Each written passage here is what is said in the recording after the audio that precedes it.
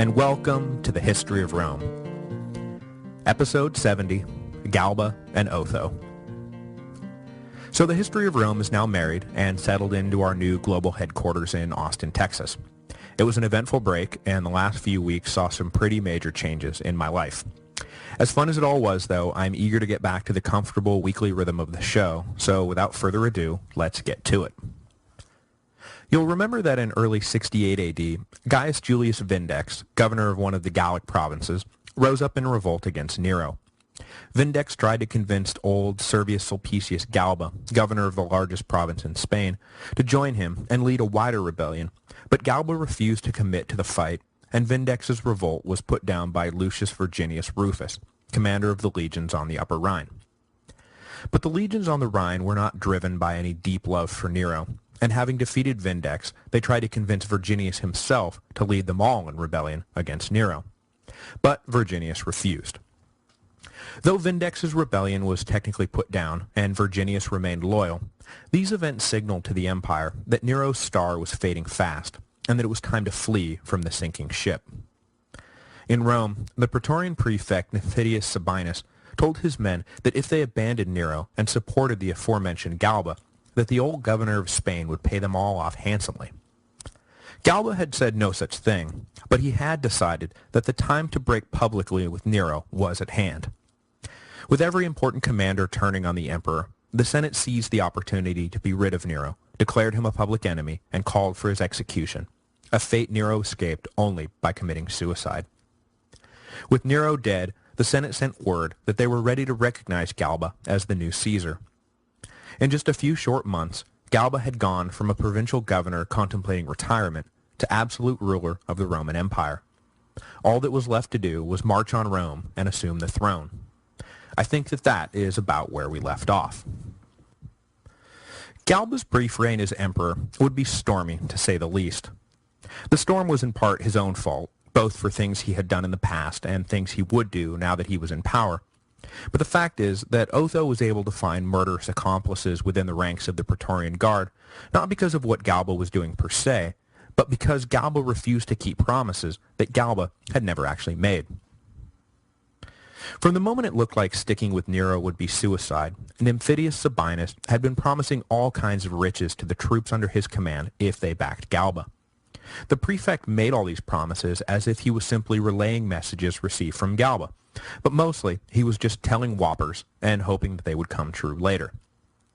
I think that probably most Roman politicians in Galba's shoes, arriving in Rome to news that the Praetorians were expecting X amount as a donative, would have felt compelled to pay the money. But Galba was a peculiar bird and a world-class miser. He scoffed at Sabinus's promises and then naively went about his business as if canceling the bonuses would have no serious consequences. Of course, by this point, Sabinus had already been murdered by his own men, so maybe Galba figured that everyone understood that anything the prefect had said was now moot. But I am getting a bit ahead of myself. Galba did not immediately leave for Rome in the days following his ascension. He was, after all, still governor of a rich and independent-minded province. He had to make sure that Spain would not fall apart when its longtime administrator suddenly left on more important business. He lingered for a month, raising a new legion to accompany him on the march to Rome, and finding the right man to take over governance of the province. As an aside, the man Galba chose to succeed him signaled Galba's priorities, or more accurately, the priorities of his three advisors, Vinius, Laco, and Icellus, when it came to appointing governors. Cluvius Rufus was a well-respected senator, but a man with no military experience. It was a mold that Galba would use for other key provincial appointments, most notably Vitellius's eventual command of the legions on the Lower Rhine. The three pedagogues had no intention of putting experienced military men at the head of large armies. That was, after all, how they had just come to power, and they weren't about to let anyone else repeat the process. Galba finally shoved off for Rome in July, but was soon met by a delegation from the Senate, bringing news that things in the capital were getting out of hand. Galba's continued absence from the city had allowed the ambitions of Sabinus to grow at an exponential rate. The Praetorian prefect had apparently decided that it was no longer enough to simply back a new emperor. He now actually wanted to be that new emperor. To that end, Sabinus had begun passing around a rumor that he was actually the son of Caligula, and thus the rightful Julio-Claudian heir to Nero. But Sabinus hung himself before Galba or the Senate had a chance to respond. Already somewhat ashamed of themselves for having turned on Nero so readily, a good chunk of the guard was mortally offended that Sabinus was now calling on them to abandon Galba before the latter even had a chance to arrive in Rome.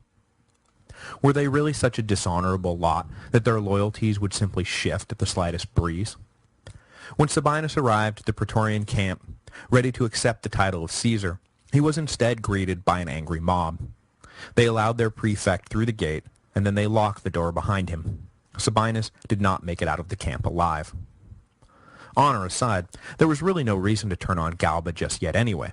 After all, there was the matter of that huge bonus they had been promised. The case of the missing donative, as I said, was a landmine that the unsuspecting Galba would eventually step on, but in his defense, it was at least a landmine laid by someone else.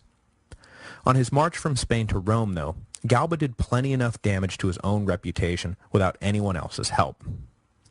When he finally got to Italy and stepped on the mine that was laid by Sabinus, Galba was already politically wounded enough that rather than just knock him around some, the blast would actually be enough to finally kill him. There are a couple of schools of thought about how best to ascend to the throne following a coup-like situation. One is embodied by Julius Caesar, who was forever pardoning his enemies and exuding a spirit of such generosity and forgiveness that you couldn't help but love the guy. The other was embodied by Octavian, who ruthlessly purged all his enemies so that when he seized power, he could play the part of enlightened despot without fear of counter-revolution.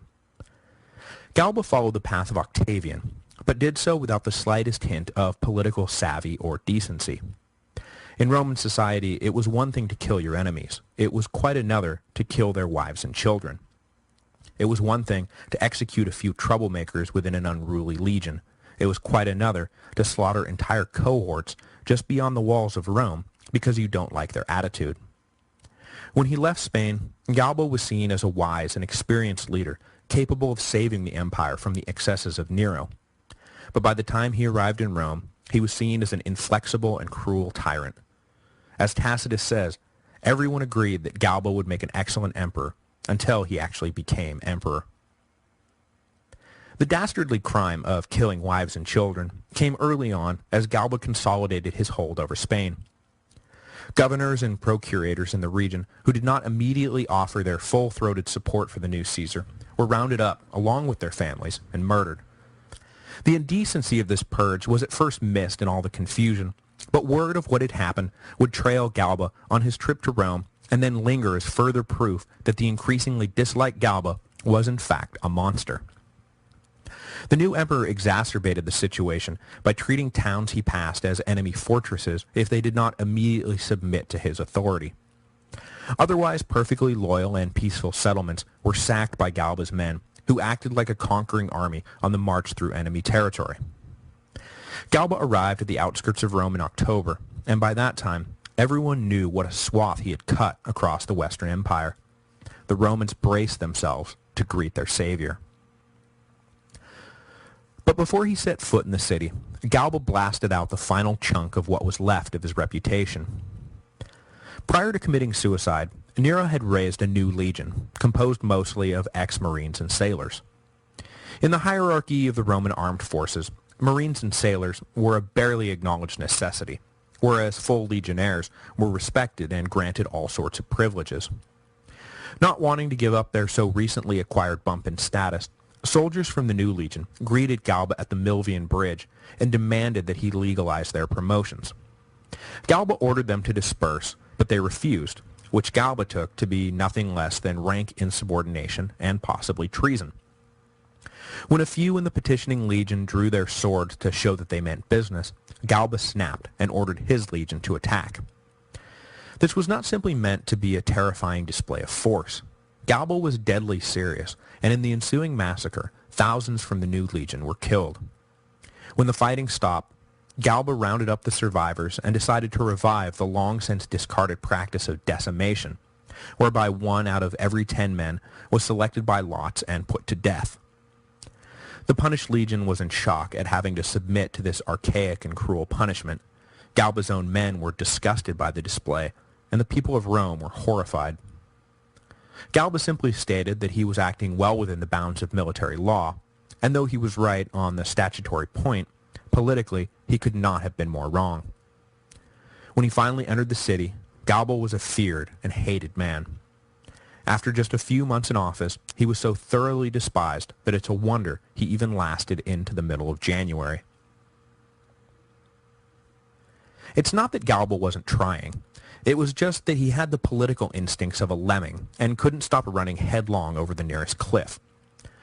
The one and only major issue he tackled during his reign was trying to clean up the empire's finances, and he bungled that so badly that even his most ardent supporters conceded that Galba was not well suited for his new position. Nero had left an enormous financial mess to clean up, and the people likely would have given Galba the benefit of the doubt as he tried to wade through it all. But the new emperor pursued such a tone-deaf cleanup operation that whatever goodwill he had coming to him was immediately squandered. Though in the end responsibility for the majority of his ill-advised plans has been laid squarely at the feet of the three pedagogues, the buck, as they say, stopped with Galba at the time. Taking their first look at the official books, Galba and his advisors quickly understood the severity of the situation. Nero had effectively cleaned out the state reserves and left the empire essentially broke. Knowing that the vast majority of the funds had been spent either building the Golden Palace or been handed out to court favorites as gifts, Galba decided to simply recover the dispersed funds. But as the treasury officials knocked on doors looking for the money, it became clear that most of it had already been spent by those who had received it. In many cases, the money had been spent on a variety of gifts that the court favorites had issued to clients as part of the patronage system that defined Roman political life. So, while the money itself quickly became untraceable, the purchased items themselves were cataloged and pursued by the treasury officials. Galba's officers soon found themselves ordered to seize property from families who had acquired the goods in question blamelessly. Thus, rather than coming down hard on Nero's old accomplices, the burden was borne by men only tangentially related to the emperor's excesses. This, as you can imagine, was not a very popular policy. The larger plan was to auction off the seized property to re-raise the cash that had been lost. But with so much economic uncertainty, even if they could afford to, no one wanted to bid on the seized items, and the auction raised next to nothing. To make matters worse, the two men who made out best in the auctions were Vinius and Icelus, who picked up all manner of property for pennies on the dollar. This only reinforced the idea that the whole operation had been masterminded by Galba's fiendish advisors, who control the senile old fool completely, don't you know, to make themselves rich at everyone else's expense. The whole thing was a public relations nightmare. But Galba either didn't understand how much ill will he was stirring up, or he simply didn't care. The topper to all this was that while the new imperial administration was running around seizing everyone's property and auctioning it off to itself, Galba was announcing that there was not enough money to restore the free grain allotments that had been suspended by Nero following the Great Fire. The shuttering of the grain allotments had been a grievance the poor had been nursing for the last few years, and with Nero now gone, they fully expected Galba to get the grain flowing again. This 1-2 punch left the new emperor virtually friendless. The upper and middle classes hated him for arbitrarily seizing their legally obtained property, while the lower classes hated him for denying the free grain allotment. Having already alienated most of the legions with his heavy-handed discipline, especially the legions on the Rhine, which we'll cover in greater detail next week, Galba was fast running out of allies. But at least he still had the Praetorians on his side. As long as an emperor has that final line of protection, there is little anyone can do to stop him from doing whatever he wants. Oh, what's that you say? The Praetorians were actually among the first to get super ticked off at Galba? Well, I guess he's in real trouble then, huh? The problem with the Praetorians, as I mentioned, was that earlier in the year, Nymphidius Sabinus had promised them a huge payout if they abandoned Nero and backed Galba. But of course, Galba had never authorized such a promise, and never in a million years would have paid what was, in effect, a massive bribe. As I said in episode 68, Galba believed in the chain of command almost to a fault. A commander did not purchase the loyalty of his troops. He commanded, and they obeyed. Period. But even discarding the specific promises made by Sabinus, Galba's decision not to pay out a donative to the Praetorians upon his ascension broke with an accepted practice that dated back to Tiberius. It was considered a goodwill gesture to get the new administration off on the right foot. Galba, though, not only refused to pay the sum promised by Sabinus, but he refused to pay any sum at all. The Praetorians were incensed at being denied what they considered to be their rightful payout. But Galba refused to reconsider his position.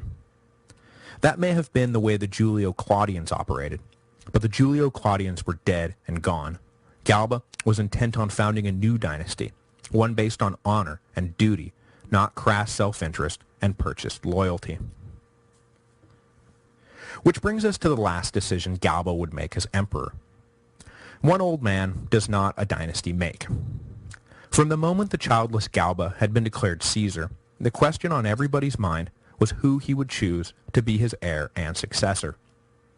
Every semi-influential man of senatorial rank believed that he deserved the prize, but one man, above all the others, was really super convinced that he was going to get the nod.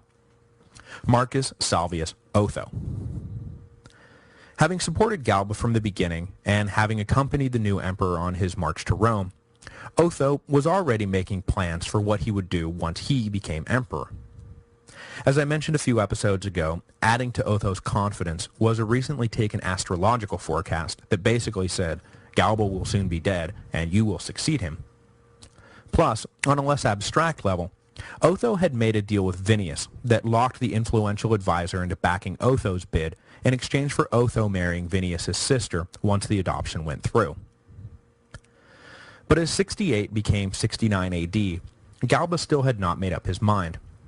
Reports started coming in that there was some unrest within the legions on the Rhine, and that possibly they were in full revolt. Probably nothing to worry about. The same thing had happened when Tiberius had ascended to the throne. All Tiberius had to do was send his son out to talk some sense into them, so maybe Galba should just, oh wait, the old man still hasn't chosen a successor yet. Galba had been taking his time with the decision to make sure he got it right.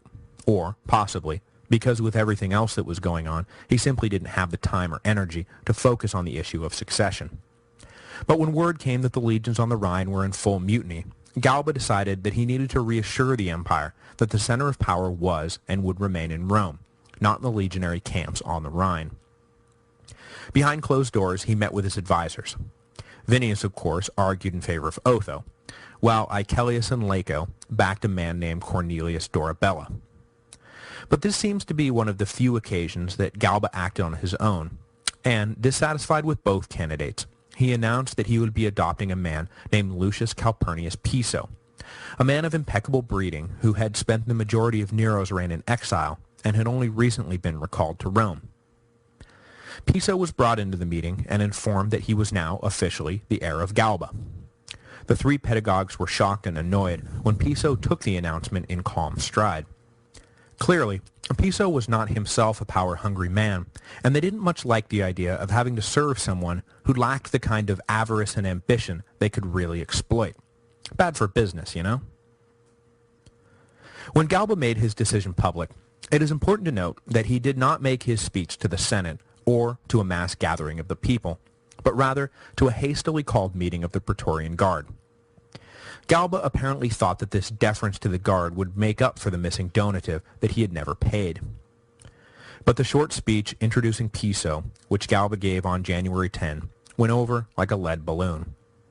There was still no word on the missing bonus, which the guard had not forgotten, and, adding insult to injury, there was no talk of the additional bonus which usually accompanied births, weddings, adoptions, and other happy occasions. On top of all that, Otho had been making the rounds within the Praetorians for months, gaining their trust and confidence by dispersing huge sums of cash and hinting that there would be more where that came from once he finally became the heir apparent. So everyone was expecting generous and charismatic Otho, and what they got was a humorless exile who seemed no more inclined to buy their love than Galba. Needless to say, the cheers greeting the arrival of Piso were less than enthusiastic. When Otho found out he had been passed over, he was livid. So livid, in fact, that he quickly gave himself over to a murderous rage that came boiling up to the surface. He was embarrassed and he was angry. But more than that, he was deeply in debt, and had been borrowing heavily against the understanding that he would soon be Galba's heir and eventually emperor in his own right. The minute Otho found out he was not going to be the heir was the minute Otho realized that his many, many creditors would soon be beating down his door. Otho himself is reported to have joked darkly that unless he became emperor, it would not matter whether he was found by his enemies on the battlefield or found by his creditors in the forum. The result would be the same.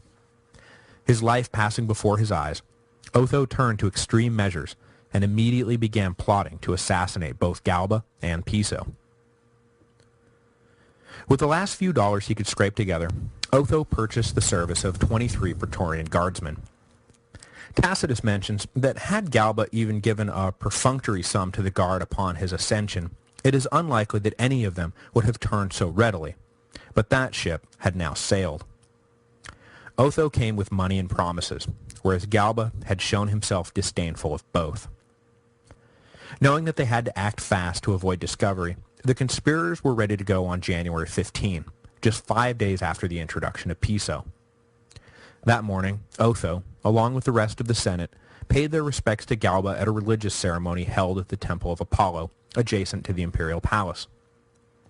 At the arranged hour, an accomplice fetched Otho from the proceedings with the cover story that a realtor needed to talk to him about a potential home sale. Otho left the ceremony and hurried to meet his accomplices in the forum. With the rest of the ruling class occupied with Galba's ceremony, Otho rushed the Praetorian camp. The conspirators pushed their way past the camp gatekeeper and called for the Praetorians to muster so Otho could address them. The officers were wary of what was unfolding, but the common soldiers were eager to hear what Otho had to say. Playing up their every grievance, Otho reminded them of the disrespect Galba had repeatedly shown, not just to them, but to every common soldier he had ever led. Otho assured his audience that all the provincial legions hated Galba, and that the Senate and people of Rome both would gladly be rid of the mean old man if only someone would act in their name. There was no time to waste, Otho cried. They must now, right now, strike a blow for the empire. Having worked the soldiers into a frenzied mix of self-interest and grand idealism, Otho ordered a cohort of cavalry out of the camp to find the hated Galba and kill him. Meanwhile, the morning ceremony had wrapped up, and Galba was getting down to the day's business, when frantic word came of what was happening in the Praetorian camp. Confusion reigned as rumor after counter-rumor poured into the palace. At one point, a soldier arrived, and, lying through his teeth for whatever reason, announced that he had taken care of the situation by personally killing Otho. At this, Galba displayed his customary disdain for individual initiative. Rather than congratulating the soldier, Galba asked harshly who had ordered him to kill Otho. Unsure, though, now of whether Otho was dead or alive, a heated debate between Galba's advisors ensued on whether to lock down the palace and hole up, or ride out to meet this treasonous challenge to imperial authority. Galba finally settled on the latter course. Donning a breastplate, he climbed into his imperial litter and was carried out into the forum, accompanied by a collection of bodyguards, the 3 pedagogues, and his adopted son Piso. Before he could make it to the Praetorian camp, though, Galba was met by the charging cavalrymen. No one knew how dire the situation really was until the cavalry ignored all calls to halt and simply charged headlong into Galba's party. The litter was knocked to the ground, and before Galba could rise, he was stabbed to death. Laco and Icelus managed to flee, but Vinius was caught and killed, despite his protests, possibly indicating his complicity in the plot, that Otho had not ordered his death. Piso also managed to flee the scene, but was cornered in the Temple of the Vestas and killed. The heads of both Galba and Piso were delivered to Otho, who allowed them to be kicked around for sport by the soldiers now under his command. Galba was murdered at the age of 70, having served as emperor for just over 7 months, by far the shortest tenure in office since the inception of the Principate. It was a record, however, that would not last long. Otho, who would accept the title of both Caesar and Augustus after they were foisted upon him by the Praetorians and then confirmed by the Senate within hours of the coup, would wind up wearing the purple for half that long. On April 15, just 3 months after taking office, Otho would commit suicide in his tent after being defeated by Vitellius's invading Rhine legions. Next week, we will get into how Vitellius, one of the most unlikely candidates for emperor in Roman history, found himself leading the Western Empire in revolt, and what Otho did in the few months he reigned to try to stamp it out. I will close this week by extending my deep appreciation for all the donations that have come in over the last few weeks. You guys are amazing. The now Mrs. History of Rome and I are blown away by your generosity. So thank you very, very much.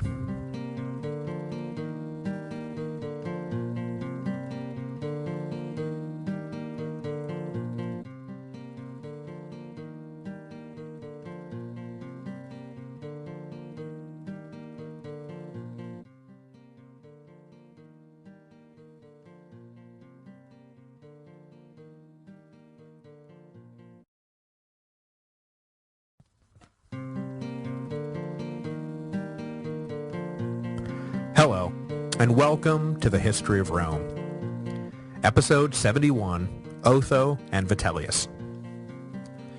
On January 15, 69 AD, Otho assassinated Galba and fulfilled the prophecy that had been driving the young aristocrat for the past few months, that Galba would soon be dead and Otho would succeed him. Of course, Otho had been working under the assumption that the prophecy meant Galba would adopt him and he would ascend to the throne legitimately. But having been passed over for adoption, Otho fulfilled the prophecy by other means, violent, illegitimate means. Otho, however, was not the only one who had an eye on the throne, nor the only one who was willing to go to violent, illegitimate lengths to seize it. In the weeks leading up to his death, Galba had been receiving reports that the legions on the Rhine, ostensibly led by Vitellius, were in full revolt. In public, Galba downplayed the danger and brushed aside worries that something was seriously amiss in the north. But when Otho finally claimed his prize and became the supreme ruler of the Roman Empire, he discovered that it was not a unified state he inherited.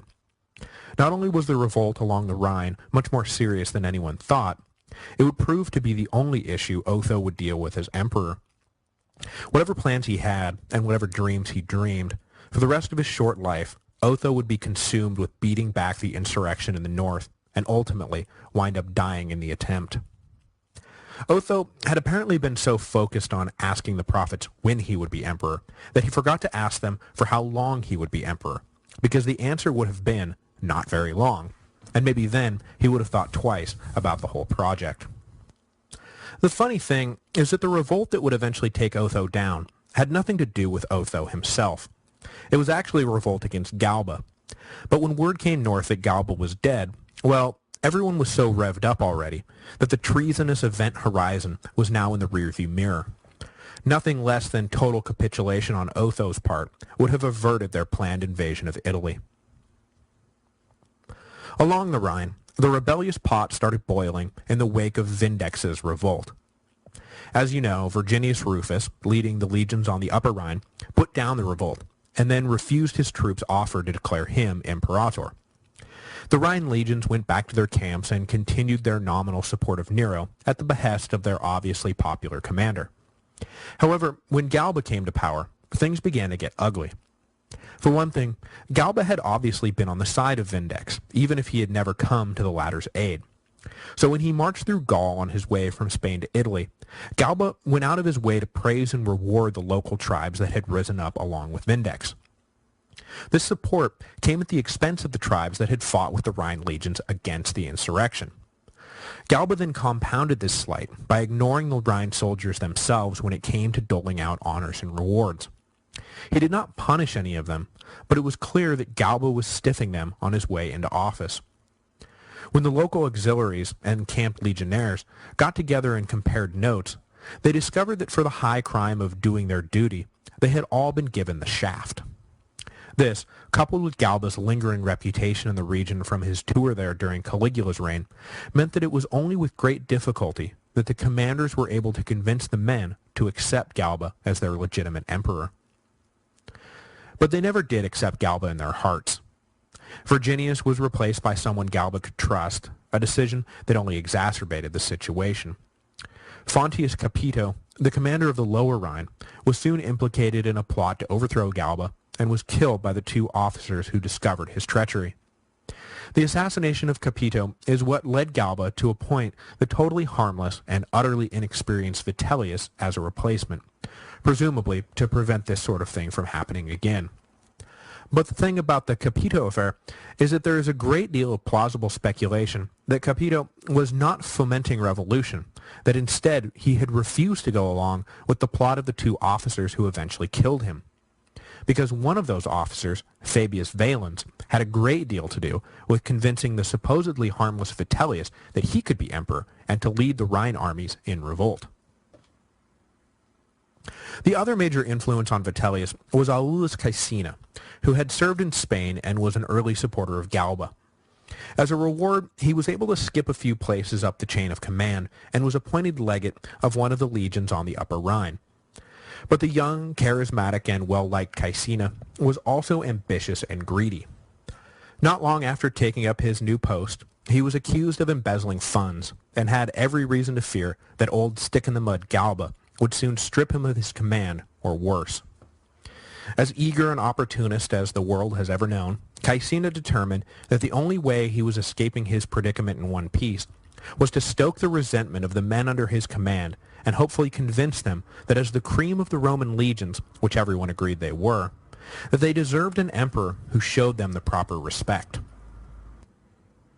Caecina's motivation then in leading a revolution is clear.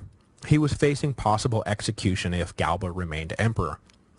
Valens's motivation, though, is far less clear, and he seems to simply be an unscrupulous commander nearing the end of an undistinguished career who felt that he had been treated badly by the new emperor and saw a chance to pole vault his way into power and relevancy. Perhaps it was simply a love of intrigue for intrigue's sake. However it happened, when the new year came around, both men were ready to throw off Galba's so recently saddled yoke. On the 1st of January, the provincial legions renewed their solemn oaths to protect and defend the empire for the greater glory of the empire in whose name yada yada yada. This is supposed to be a mere formality, but at the prodding of Caecina, two legions on the Upper Rhine refused to re-up their commitment. Despite the efforts of the few officers present who remained loyal to the emperor, the mutinous soldiers toppled statues of Galba brought in for the ceremony. Rather than swearing an oath to the emperor, the men swore allegiance to the Senate and the people of Rome and declared their intention to overthrow the usurper Galba for the sake of, liberty and stuff. With this initial spark struck, things happened fast. Situated in what is today Cologne, Vitellius learned of the mutiny, but rather than immediately making preparations to put the clamp down on it, as would have been expected, he instead sent around word to his commanders that either they were going to have to march north and fight their comrades, or join in the mutiny themselves and declare their own emperor to take Galba's place. Valens, who had no doubt spent the last few months whispering in Vitellius's ear, was the first commander to arrive in Cologne with his decision. He hailed Vitellius as imperator. Vitellius accepted the salute, and just like that, the revolt was off to the races.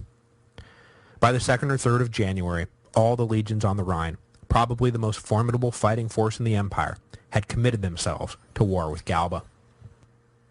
Except that they never would get their war with Galba. 2 weeks after Vitellius had been declared imperator by his men, word came that Galba had been assassinated and that Otho was the new emperor. But by this point, events along the Rhine had gone way beyond simple revenge. The commanders had the brass ring in their sights, and their men saw no downside in moving forward until the whole empire was theirs to gorge themselves on. Life in a legionary camp along the Rhine River was no picnic. So when they learned that the man who had gotten them all fired up in the first place was dead, well, unless Otho planned to step aside in favor of Vitellius when they all arrived in Rome, the new emperor was in the same place as the old emperor, namely, in their way. Back in Rome, Otho arrived at the palace following his coup and began running through Galba's personal correspondence.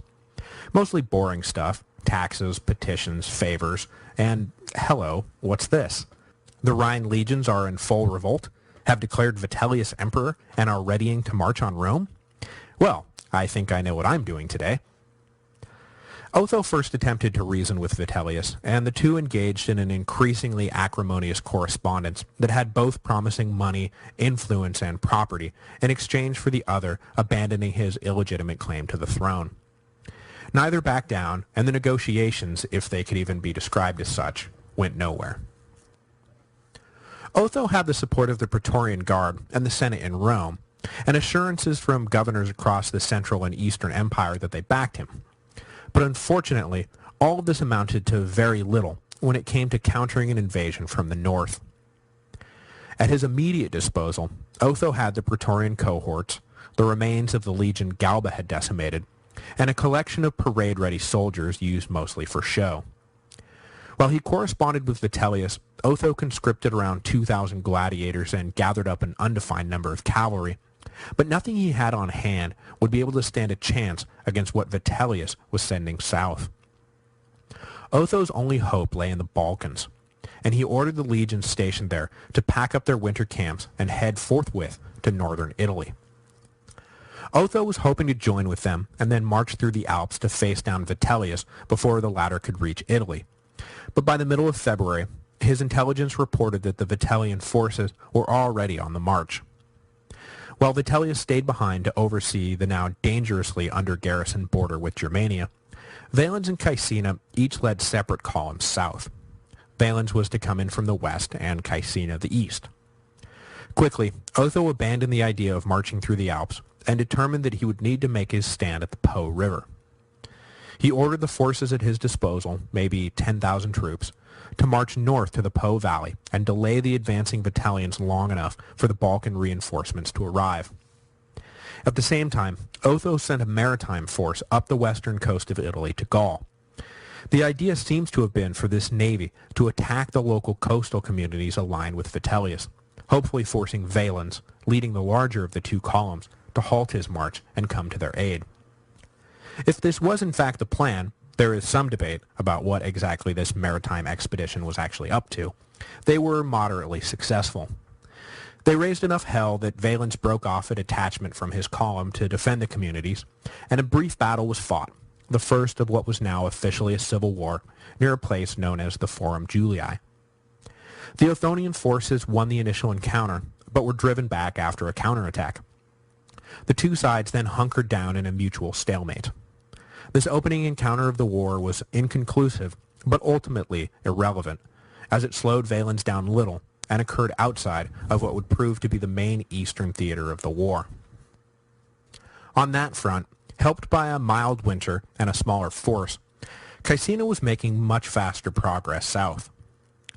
Though Caecina and Valens were technically on the same side, the two detested each other and were engaged in a fierce, if unspoken competition to reach Italy first, defeat Otho first, and enter Rome first. The official plan was for them to cross the Alps at the same time and meet up on the other side, but Caecina paid no attention to this and plowed ahead, regardless of where Valens might be at. He emerged into northern Italy in March and went to work securing everything north of the Po River. A detachment of Otho's advance force already occupied the important city of Placentia on the southern banks of the Po, so Caecina took up residence in Cremona on the northern bank. Prudence dictated that Caecina hold Cremona and wait for Valens, but believing that his veterans would make short work of Otho's outnumbered and soft parade units, Caecina decided to immediately take Placentia by force. But in 2 days of intense fighting, Otho's forces successfully repelled the assault, forcing Caecina to abandon the attempt. The rest of the advanced Othonian army had been encamped at Verona, awaiting the imminent arrival of the Balkan legions. Indeed, an advance force of about 2,000 had already arrived. But when they heard of the assault on Placentia, they rushed to relieve their comrades. But before they could arrive, Caecina had already been beaten off, so they set up camp at Bedriacum, about 30 miles east of Cremona on the north side of the river. Humiliated by his defeat at Placentia and hoping to regain the upper hand before Valens arrived, Caecina schemed up an ambush he hoped would help him do just that. leading a small detachment of infantry and cavalry down the road between Cremona and Bedriacum. He hid the infantry in the trees alongside the road, and then sent out the cavalry to engage in one of the oldest military tricks in the book: attack the enemy's camp, pretend to be driven off, and lead the pursuing force into a trap. Caecina expected this to be a morale booster more than anything else, but things quickly got out of hand. The Othonian forces had already learned of Caecina's plan by way of Vitellian deserters, so when Caecina's cavalry arrived, the Othonians marched out in full force, now somewhere north of 13,000 troops, to overwhelm the trap. Though Caecina was tricked into attacking what he soon discovered to be the entire opposing army, delays and hassles trying to properly form up the mostly rookie Othonian troops allowed Caecina to call in reinforcements and extract himself from the debacle. By the time of the failed ambush, Valens had arrived on the Italian side of the Alps, though he was still a good 50 miles from the action. When word came of the events at Placentia and Caecina's failed ambush, his army double-timed it to meet up with their comrades. The forced march, though, interestingly, was not actually Valens's idea. His troops, believing Valens to be dragging his feet and slowing the column down on purpose, literally marched off without him, forcing him to hurry to catch up. At this point, discipline in all of the armies was something of a joke. Prior to the ambush, a mutiny in the Othonian camp at Bedriacum, triggered by the men's belief that their commanders were insufficiently committed to the war, was headed off only when Otho sent his own brother, whose commitment could not be questioned, to take on overall command. During the ambush, a mutiny had broken out among Caecina's troops back in Cremona because they believed that their commanders were refusing to send them out in full force to relieve their comrades because they wanted to hang Caecina out to dry. Valens, meanwhile, endured one mutiny on his march that required him to slip out of the camp in slave's clothes, and then obviously a second one when his army disobeyed his orders and marched to Caecina's defense. Much is made of the notion that throughout the year of the four emperors, the common soldiers were running amok, and their commanders were simply trying to keep up. Much of this is probably overblown, but there is no denying that for this period of the war between Vitellius and Otho, the soldiers clearly did not trust their commanders, and for a while, the cart really did seem to be leading the horse. In the middle of March, Otho himself finally left Rome at the head of another 6,000 to 9,000 troops. The emperor settled with his accompanying forces in the town of Brixellum, about 15 miles from Bedriacum, where he too waited for the Balkan reinforcements. Soon enough, the first of these legions arrived.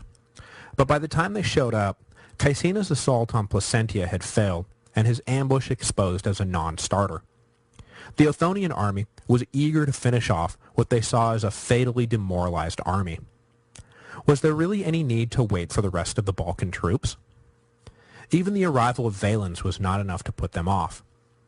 With the casualties Caecina had suffered trying to take Placentia, and the arrival of Otho's force and the new Balkan legion, the two sides were now of approximately equal strength. By the middle of April, the ball was clearly in Otho's court about what the next move would be. The Vitellians, meanwhile, were holed up in Cremona, hoping that the inexperienced Otho, his 5 feuding generals, and their inexperienced legions would make a crucial mistake that they could exploit. Otho traveled to Bedriacum to hold a council of war, where the generals debated whether to attack now or wait for a more opportune moment. It seems, though, that the decision to attack at once had already been made, and that despite their valid arguments that it would be best to perhaps wait for the rest of the Balkan legions, those in favor of delay were seen as being overly timid and possibly working to undermine the Othonian effort. Delay, it was argued, meant losing the initiative and allowing Vitellius to send his own reinforcements. The only real open question was whether Otho would lead his army personally or return to the safety of Brixellum. It was finally decided that the emperor would follow precedent and remove himself from the field. If things went badly and he was out of harm's way, he would still be a rallying point and able to direct a counterattack. But if things went badly and he was in the thick of the battle, well, the death of Otho meant the death of the whole operation, as he had no heir and had not yet named a successor.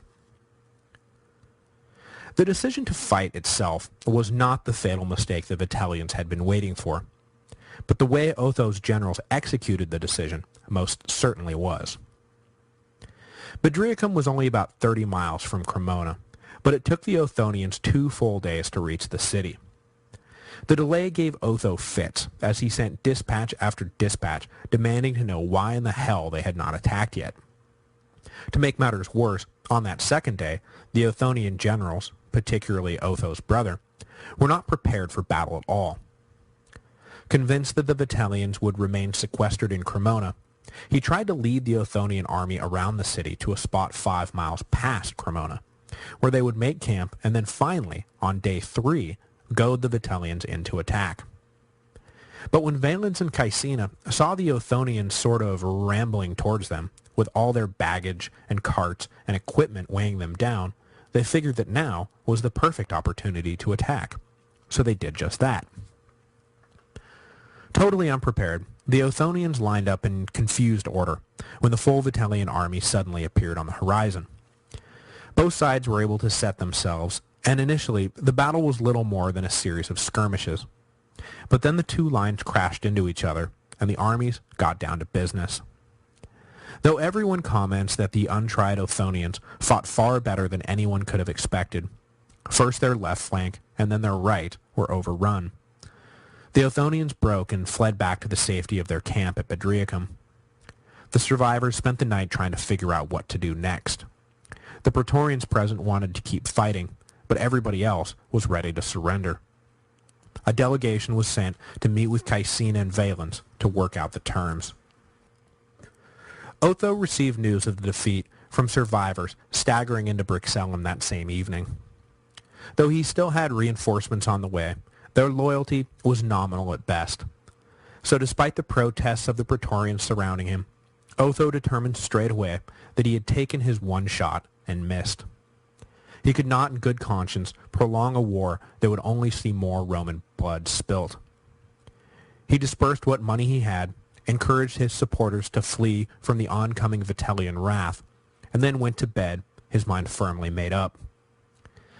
If right now he was seen as a villain for having seized the throne violently and then engaging in a war against his fellow countrymen, let future generations see him as a nobleman who died to stop the slaughter. On the morning of April 16th, he woke up early and stabbed himself in the heart.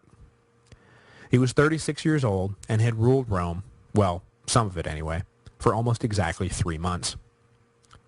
Though his suicide did indeed endear him to future generations, who came to see Otho's noble death as one of the most virtuous in the whole long history of the empire, it would only stop the bloodshed for a short while.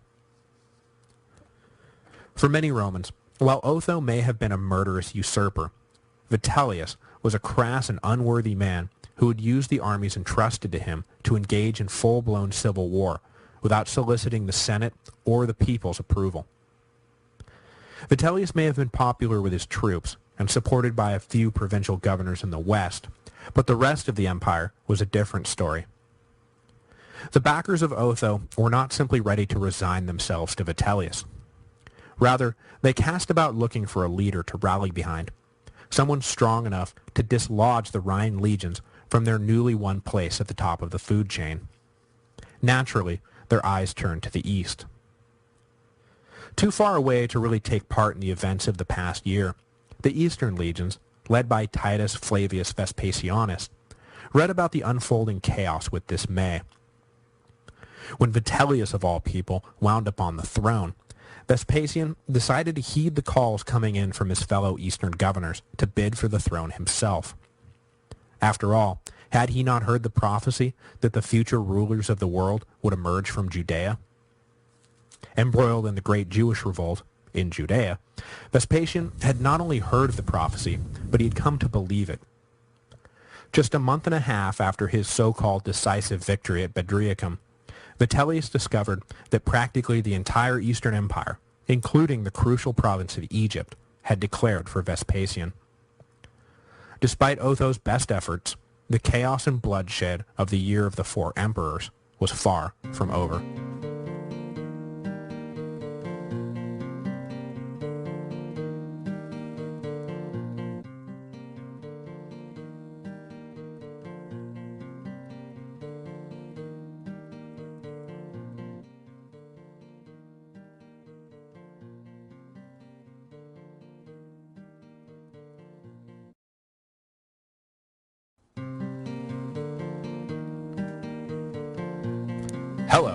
and welcome to the History of Rome. Episode 72, Vitellius and Vespasian. In April of 69 AD, the Romans watched Vitellius, their fourth emperor in less than a year, ascend to the throne. When Nero had committed suicide, conventional wisdom held that old Galba would reign for a few years and then hand power to an heir, presumably some young man with many years ahead of him. If anything, the death of Nero was supposed to open up a period of stability. But here they were 10 months later, and the Senate was recognizing yet another emperor. There was nothing anyone could really do about it, except hope that this, finally, was the end of it. But it was not to be. Vitellius would not live to see the new year, and before the final emperor of this chaotic period strode into office, there would be more bloodshed, more misery, more betrayal, and more destruction. Though he was of mild disposition and never would have ordered the crimes committed in his name, when the forces of Vespasian stormed into Italy on their way to Rome, they brought with them the worst civil war had to offer. It would be a bloody end to a bloody year. The only silver lining was that it would be an end. Vespasian would reign for years, not months, and his sons for years after that. The luck of the Flavians would see to that. The suicide of Otho had taken everyone by surprise. Friend and foe alike expected the young emperor to fight it out with Vitellius to the bitter end.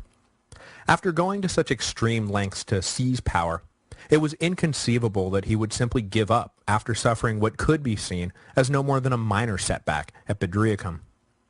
But rather than receiving further instructions, the legions that had pledged their loyalty to Otho were simply informed that their leader was dead. And rather than preparing themselves for the next battle, the legions that had pledged their loyalty to Vitellius were simply informed that they had won. No one knew quite what to do next. Vitellius, though, knew exactly what to do: throw a huge party.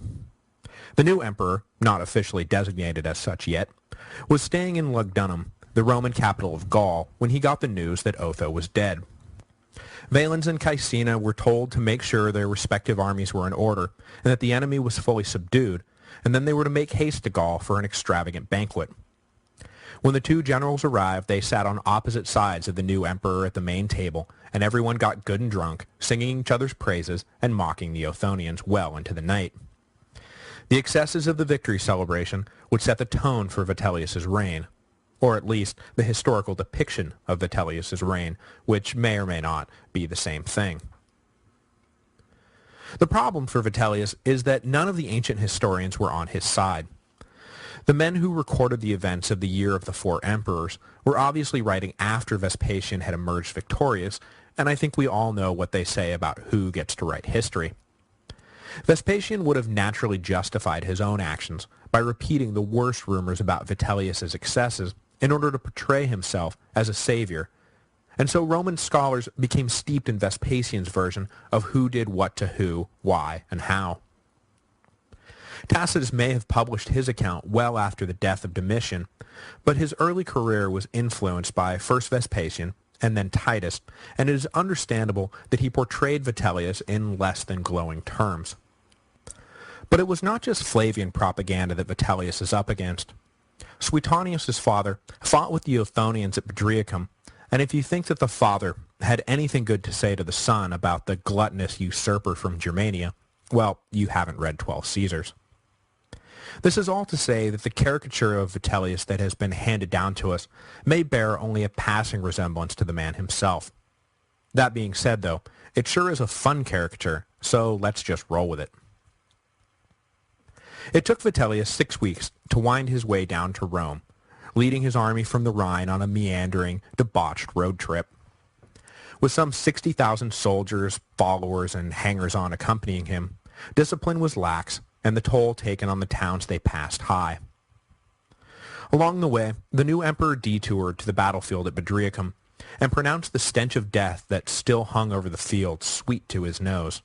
He then swung by Otho's modest burial site, and pronounced it a small grave for a small man. Then he went back to his traveling party and got drunk. See, isn't this Vitellius fun?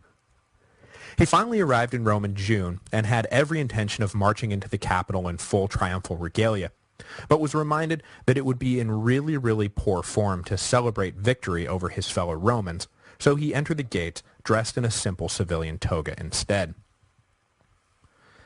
The actual reign of Vitellius is not particularly well documented, but the general consensus is that while Vitellius banqueted 4 times a day, attended the races, and then slept it off, Valens and Caecina were left in control of the day-to-day operations.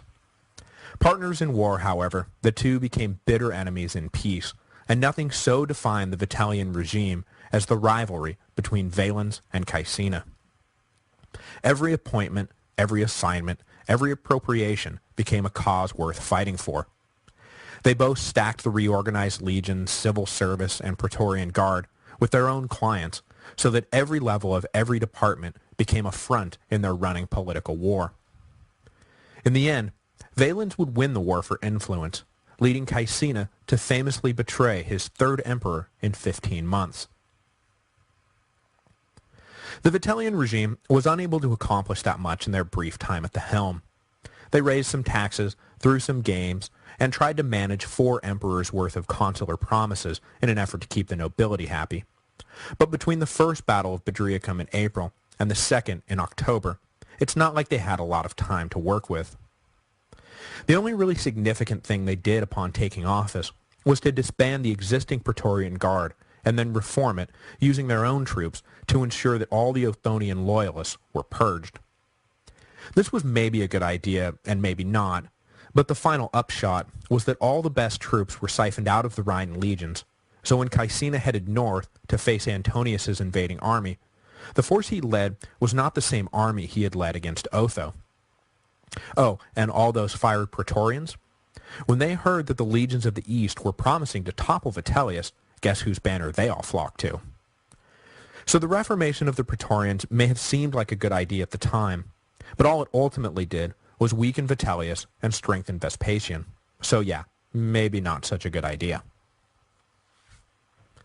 Speaking of Vespasian, when we last left him, he was in the process of putting down the Great Jewish Revolt, specifically contemplating when and how he was going to take Jerusalem.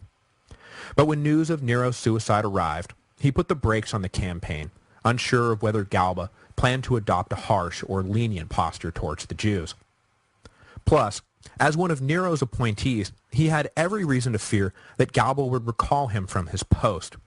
So he wrote the new emperor a friendly letter pledging loyalty and requesting instructions. Fearing the worst when Galba ignored his overture, Vespasian sent his 28-year-old son Titus to Rome to feel Galba out. But before Titus could arrive, he received news of Galba's assassination and decided to turn back rather than allow himself to become a pawn in the brewing war between Otho and Vitellius. Vespasian commended his son's decision and then began to mull over what to do. Obviously, he should try to keep himself at arm's length from the conflict between Otho and Vitellius and wait to see how it played out. He was obligated to swear loyalty to Otho, of course, but that did not mean that he had to lift a finger to help him. So Vespasian settled back to wait for further news from the west. While he waited, though, a thought began to form in his head. Back home, every 2-bit general with a legion at his disposal was making his bid for power. What makes them so much more qualified than, me? The future king of the world will come from Judea, the prophecy had said. Vespasian was beginning to think that he could make that prophecy come true. But that is not to say that this was all Vespasian's idea. Gaius Licinius Mucianus, the governor of Syria, had gone as high as he could hope to go in public life under existing conditions and was dissatisfied with how low a height it was. Stuck in the largely diplomatic post of Syria, he was in danger of passing his whole life without ever tasting military glory and was determined to rectify that situation. Mucianus saw in the mild, capable, and well-liked Vespasian the perfect vehicle for his ambitions, so he became an early prodder of Vespasian's growing ego and an active supporter once the future emperor finally decided to go for it. The other key prodder of Vespasian was Tiberius Julius Alexander, the Jewish-born prefect of Egypt. Appointed by Nero, events in the west had unfolded too rapidly for either Galba or Otho to replace him, so he and his 2 legions continued their administration in Alexandria well into Vitellius's reign. Having no love for Vitellius and knowing full well that the new emperor would likely replace him and possibly execute him at the first opportunity, Alexander began a secret correspondence with Vespasian, pledging his support and his legions if Vespasian decided to, do something. The 2 legions were nice, but the real prize here was that Egypt was still a key agricultural engine of the empire. Any invasion of Italy that was coupled with a strangling off of the grain supply did not necessarily guarantee victory, see Antony, Mark, but it sure upped the percentages by a healthy margin. Both Mucianus and Alexander were ready to declare for Vespasian immediately, but the future emperor was a deliberate man, and as spring turned to summer, he had still not yet announced whether or not he was going to lead the armies of the East in revolt. The impatient Alexander decided Vespasian just needed a swift kick to get going, so the prefect of Egypt went ahead and administered an oath of loyalty to Vespasian to his legions on July the 1st. A few days later, Vespasian's armies in Judea heard the news, and when their general emerged from his tent, a collection of them casually hailed him as emperor. With the cat now out of the bag, Vespasian decided to let it roam free. On July 15, Mucianus administered the oath to the legions of Syria and went to work convincing the legions in the Balkans to join them. In the process of being punished by Vitellius for their support of Otho, the troops in the Balkans were more than happy to join in the fight. In short order, Vespasian had the whole of the Eastern Empire lined up behind him. Vitellius, meanwhile, was still taking his victory lap. The Flavian plan was for Vespasian to remain behind in the east while Mucianus led an invasion of the west. Taking up residence in Alexandria, Vespasian would be able to personally oversee the all-important province of Egypt while remaining perfectly situated to reinforce his invasion force should they need support. After receiving assurances from the Parthians that they would not stir up trouble along the border, Mucianus set out west with a force of about 18,000 troops. Along the way, he was supposed to pick up the Balkan legions, and then, when he got near Italy, put out the call to the demobilized Othonian troops to flock to Vespasian's banner. But things did not exactly go according to plan. The commanders of the 5 legions stationed in the Balkans were eager to take their revenge on Vitellius, but not as eager as the troops themselves. The officers stated flatly that the plan was to wait for Mucianus, so that's what they were going to do. Seeing an opportunity to bathe himself in glory, though, Marcus Antonius Primus broke with his colleagues and argued that they should immediately invade Italy while the Vitellian troops were still drunk with victory. The troops couldn't have agreed more and elected Antonius their new general. Instead of waiting for Mucianus to arrive, Antonius went off the reservation and led the legions now under his command into Italy. In other words, the army that ultimately won the war for Vespasian was never authorized to do what it did. When Vitellius learned that a Flavian army was marching on Italy, he dispatched Caecina to stop their advance. The emperor no doubt would have sent Valens as well, but the elder general was recovering from an illness at the time and was unable to make the trip. For Caecina, this presented a golden opportunity. In the months since he had helped Vitellius become emperor, the young noble had found himself increasingly ignored, while Valens emerged as the far more influential advisor. Whenever Valens and Caecina disagreed over some issue or another, Vitellius generally backed Valens. Deeply unhappy with his position, Caecina marched north at the head of the Vitellian legions, thinking deeply not about battle plans, but whether or not he should defect to Vespasian.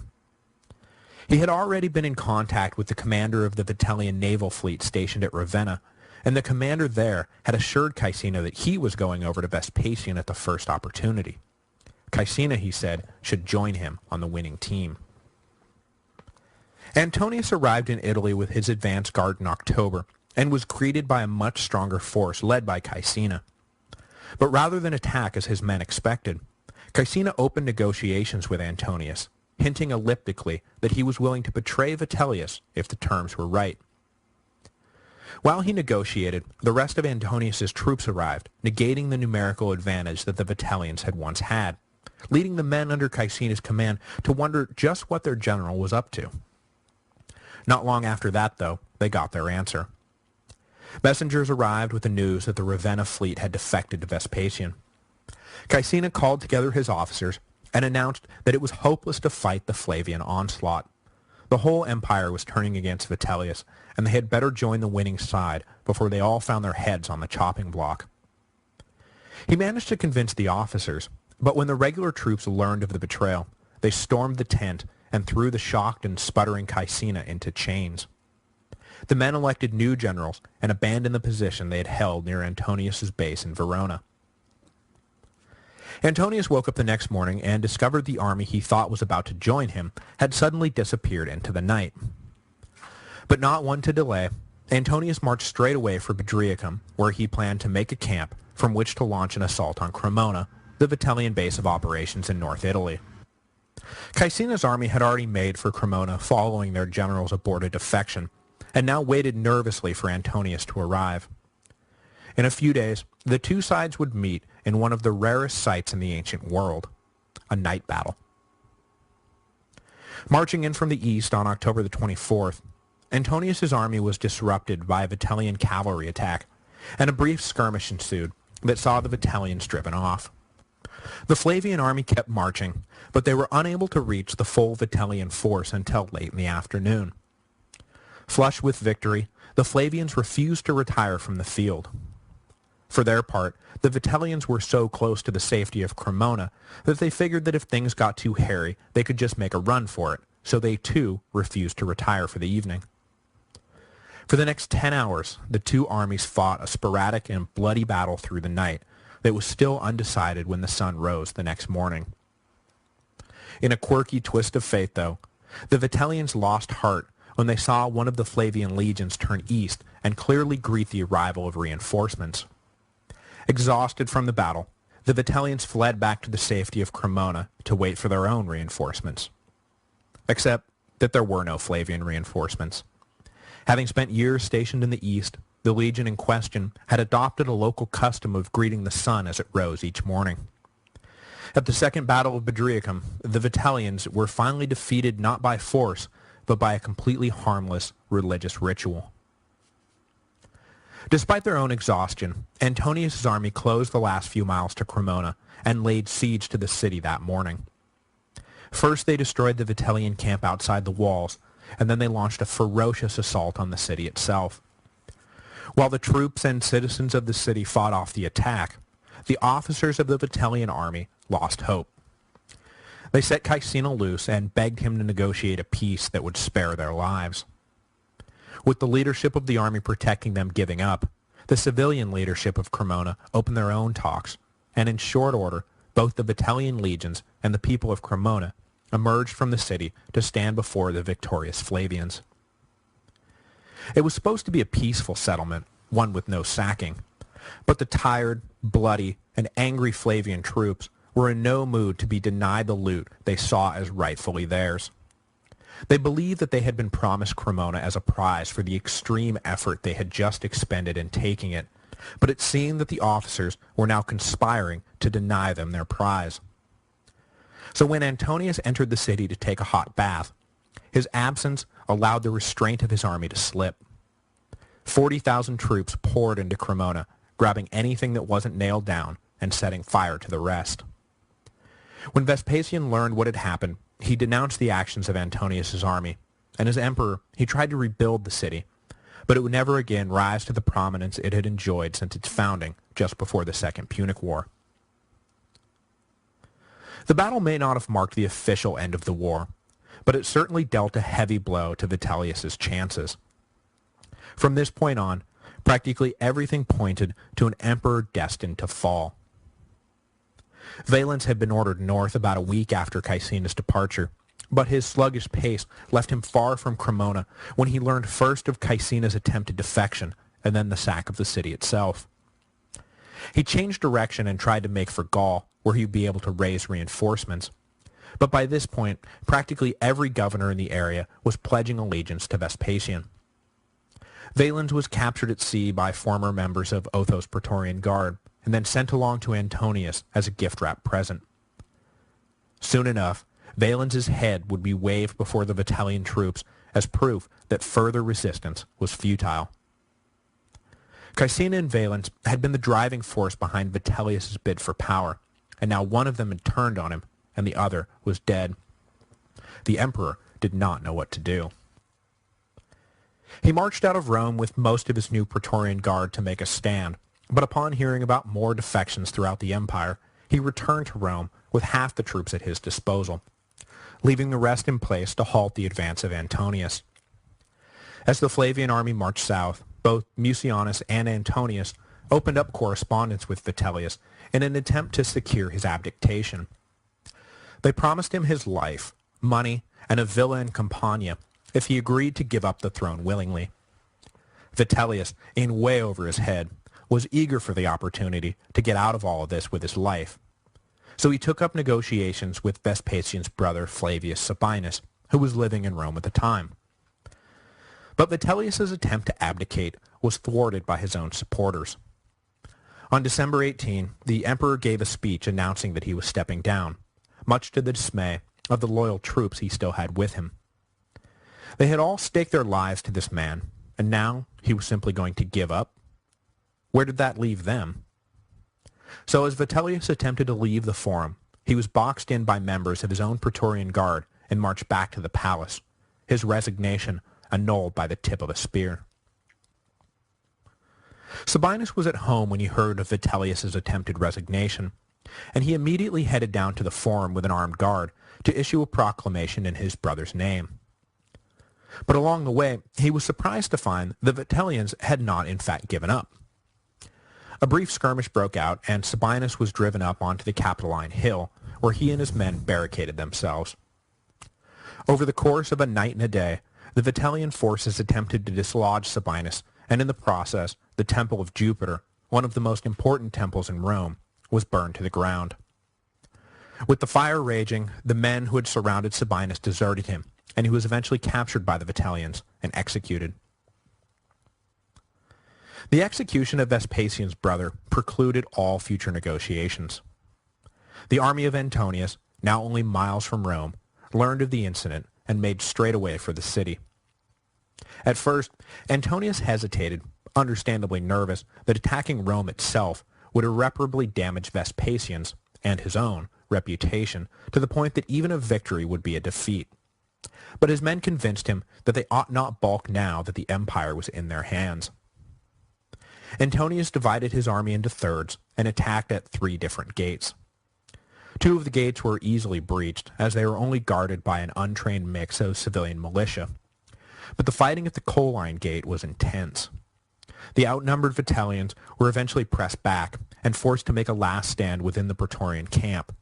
But despite heavy casualties, the Flavians finally breached the walls, led by the former members of Otho's Praetorian Guard, who viewed reclaiming the camp as a matter of personal honor. Vitellius was now all alone. His attempt to give up had failed, and he wandered the deserted imperial palace in shock, trying to figure out what to do next. Eventually, the incoming Flavian army stumbled upon him and took him prisoner. They marched him blubbering through the streets to the steps of Lamentation, where he was unceremoniously beheaded as insults rained down upon him. His head was paraded through the city as a trophy, and his body thrown in the Tiber. Vitellius was 54 years old when he died, and had reigned for just over 9 months. His death would bring a violent close to a violent year. On the 20th of September, the Senate met and unanimously declared Vespasian emperor. It would be understandable if the no doubt skittish citizens of the empire were a bit skeptical that this really was an end to the chaos.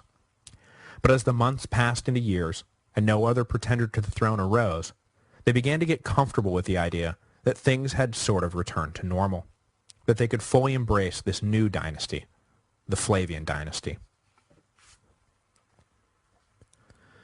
Before we go this week, I just want to mention that Lars Brownworth, whose book I just recommended you buy, is in the process of gauging interest for a lecture tour in early 2010.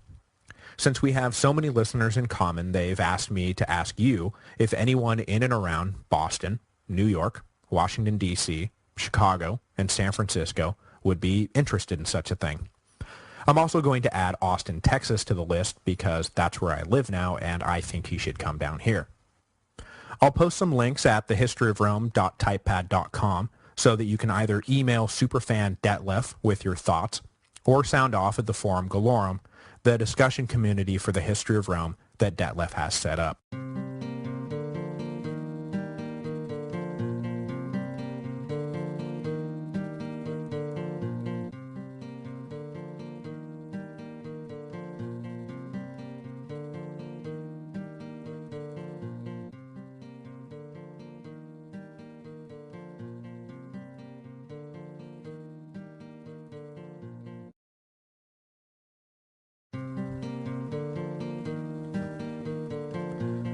Hello, and welcome to the History of Rome.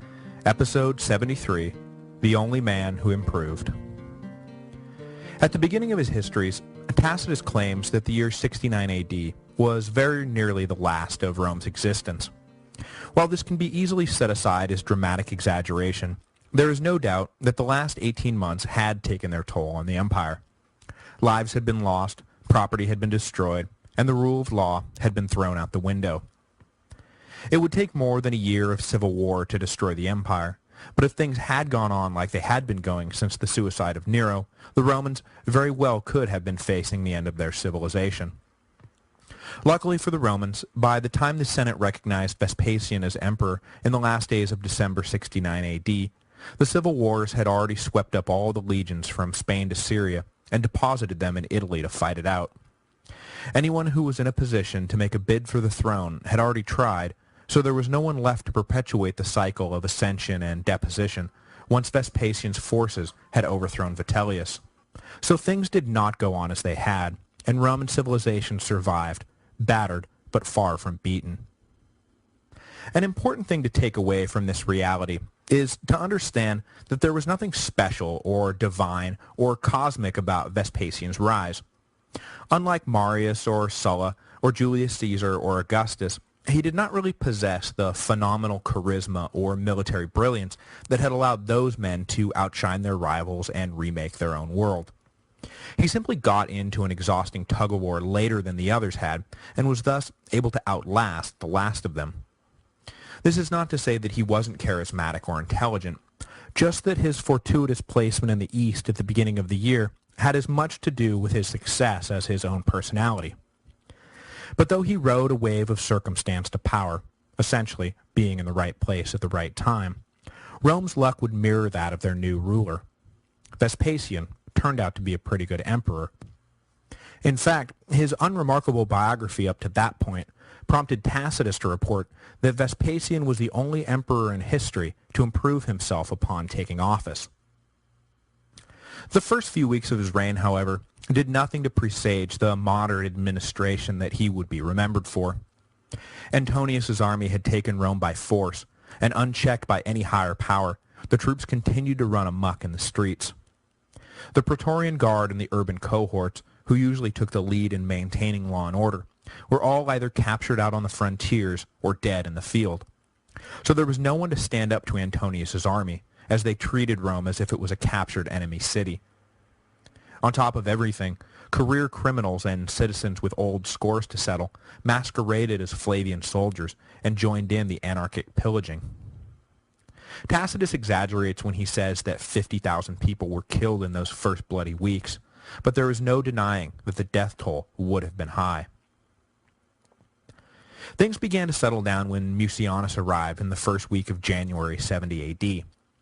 Antonius had been acting this whole time on his own initiative, and though the Flavian High Command had been smart enough to get out of the way of the man who was winning the war for them, that did not mean that Antonius represented Vespasian in any official or political sense.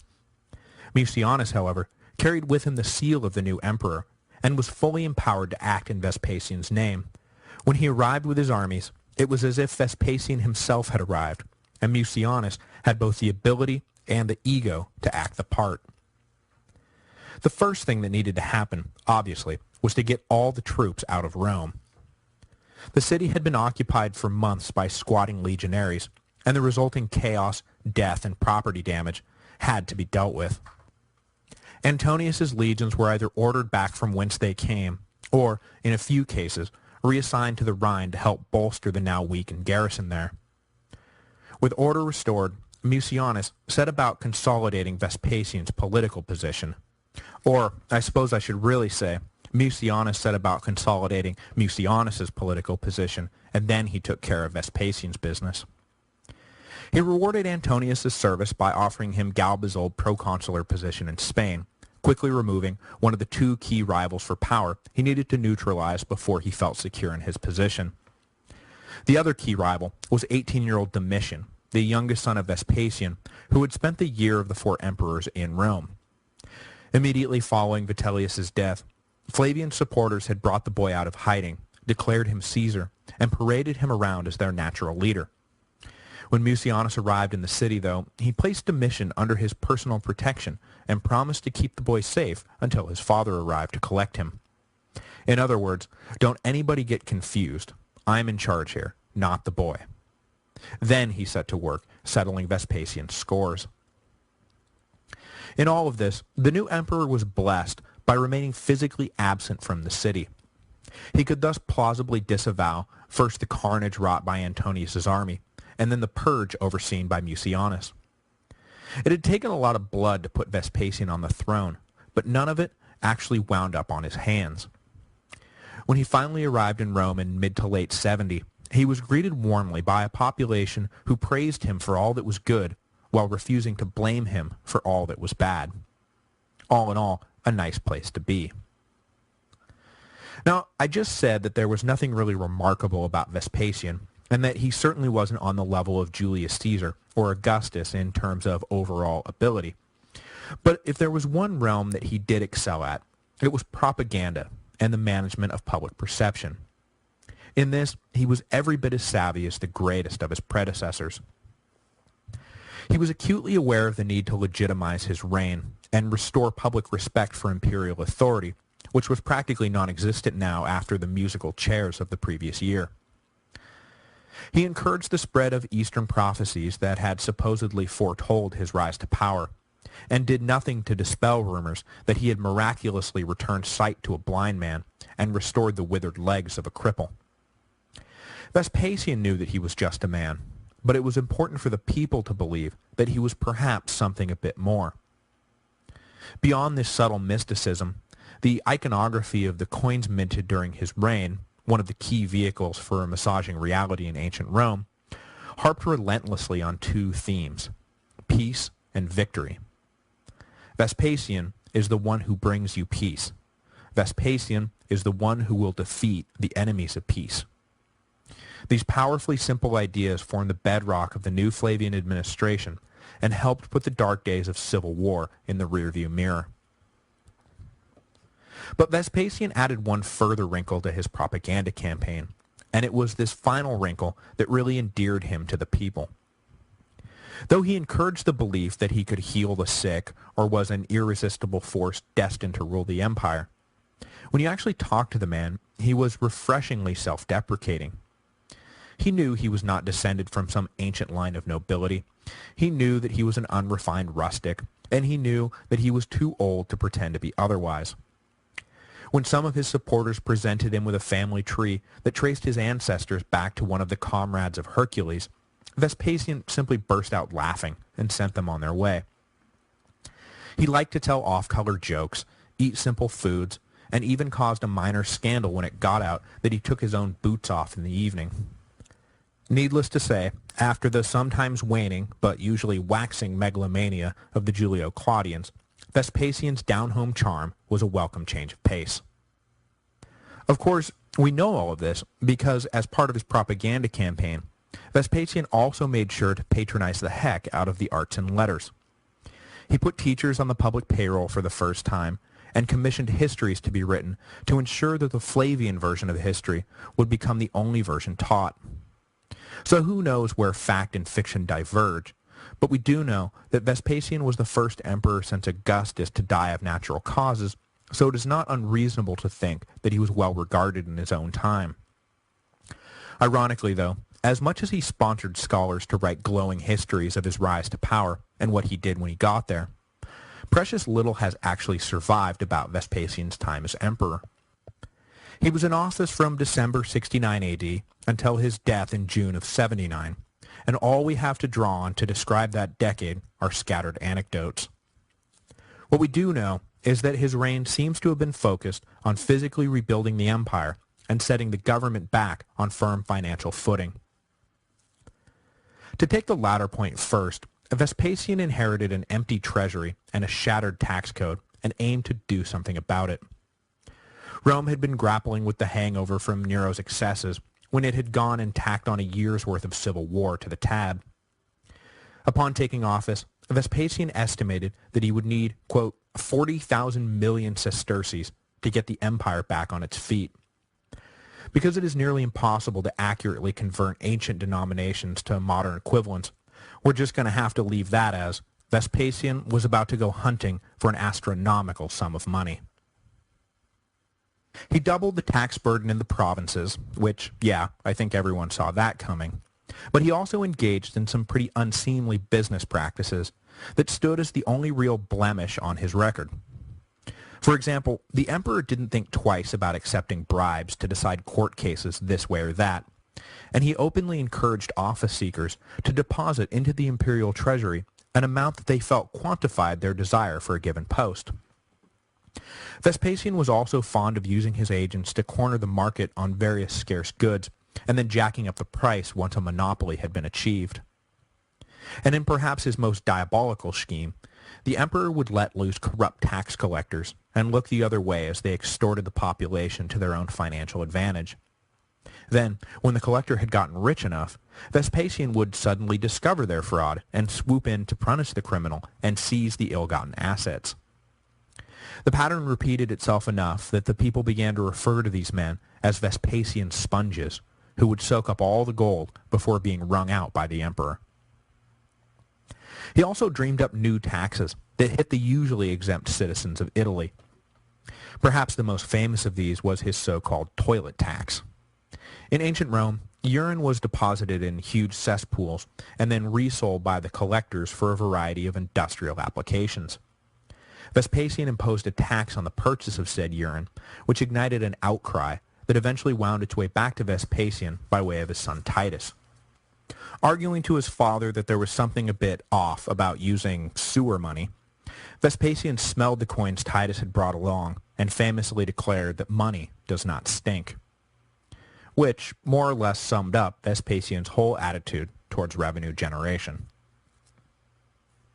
But though no one liked how he got the money, Vespasian's reputation did not suffer too much, as he always plowed the profits right back into the empire.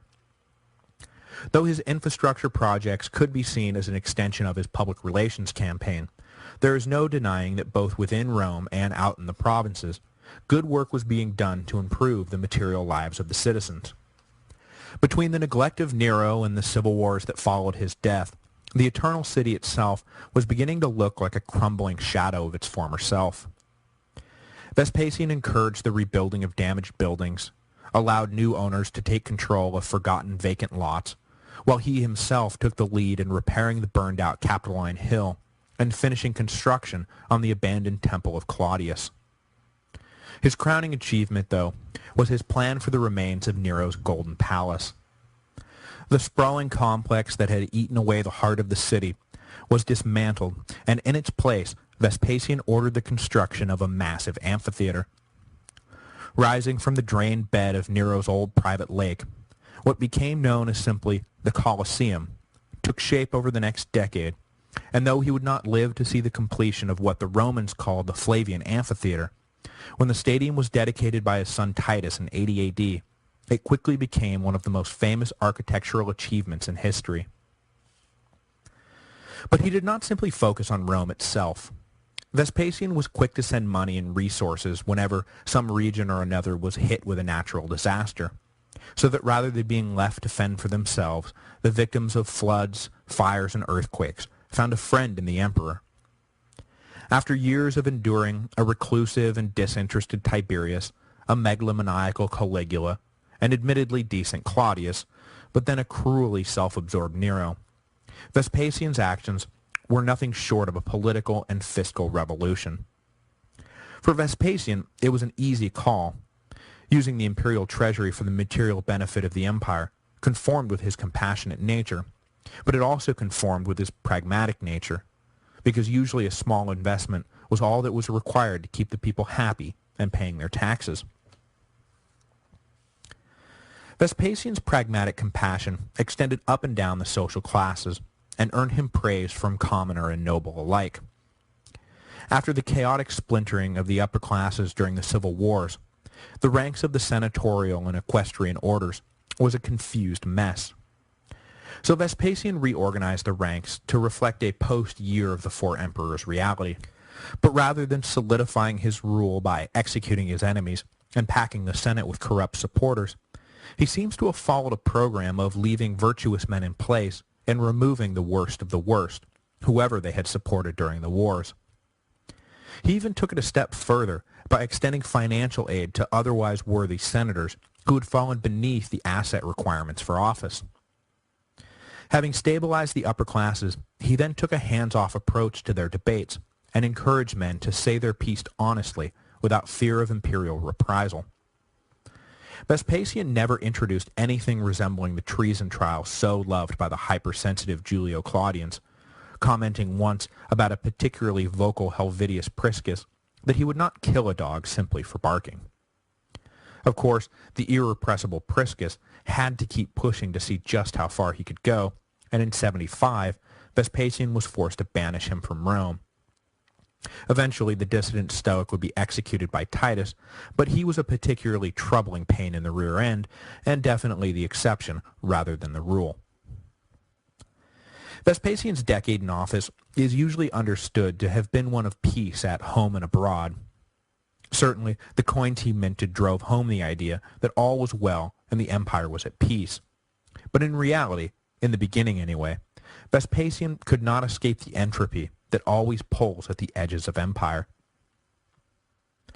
In Judea, the revolt Vespasian had been assigned to put down did not stop simply because he had turned his attention westward. In fact, with the Roman world in crisis, Jewish leaders redoubled their efforts, believing that now was the perfect time to drive off the distracted legions. But unfortunately for the Jews, Rome was more than able to walk and chew gum at the same time. Vespasian assigned his more than capable son Titus to take over operations in Judea, and in 70 AD, just months after his father became emperor, Titus began the final siege of Jerusalem. Surrounding the city with his 4 legions, Titus cut off supplies going into the city and then opened negotiations for a peaceful surrender. But the scene inside of Jerusalem was ugly. The Jewish leadership was fractured, and infighting between the moderate and extreme elements led to a toxic atmosphere of mutual assassination and terrorist attacks. At one point, the food stores were torched by hardline anti-Romans who believed the loss of their security blanket would force the moderates to fight to the death. By May, Titus was done talking and crashed through one of the outer walls. Intense street fighting followed, with the Jews left alive falling behind the secondary walls near the Temple Mount. But the Romans finally overcame these last defenders, and by September, the entire city was in their hands. History records that at this point, the Roman soldiers, enraged at the ordeal the Jews had just put them through, plundered the city mercilessly and set fire to the rest, including, against Titus's explicit orders, the great temple itself. Josephus, who was present with Titus at the time, reports that over the course of the siege, over 1 million people died, and another 100,000 were taken prisoner. The great Jewish revolt was broken. However, a few pockets of resistance still existed, and after Titus was recalled to Rome to serve as his father's colleague, a deputy was put in charge of mop-up duties. The most famous of these pockets was, of course, the fortress at Masada, garrisoned by 960 Sicarii fighters. The fortress, situated atop a high mesa, was nearly impregnable, and it took a full year's worth of rampart building for the Romans to even reach the walls. On April 16, 73 AD, though, the Romans finally broke down the gate with a battering ram, and, to their surprise, found the entire population of Masada dead from an apparent mass murder-suicide pact to avoid capture and slavery. The siege of Masada quickly entered into the Jewish collective consciousness and has held a prominent place there ever since. Today, beyond its popularity as a tourist destination, the Israeli Defense Force holds its basic training graduation at the ruins of the fortress, where their newly inducted soldiers swear to never allow Masada to fall again. On the other side of the empire, Vespasian inherited a short-lived, but arguably more serious revolt in Gaul. When Vitellius decided to use the soldiers under his command to invade Italy, he left the Rhine River severely undermanned, and local tribal leaders were not about to miss their opportunity to break away from Roman rule. Specifically, a hereditary prince of the Batavians named Julius Civilis, who had been made a citizen of Rome previously as a reward for 25 years' service in the legion, decided that he had had enough of the Romans.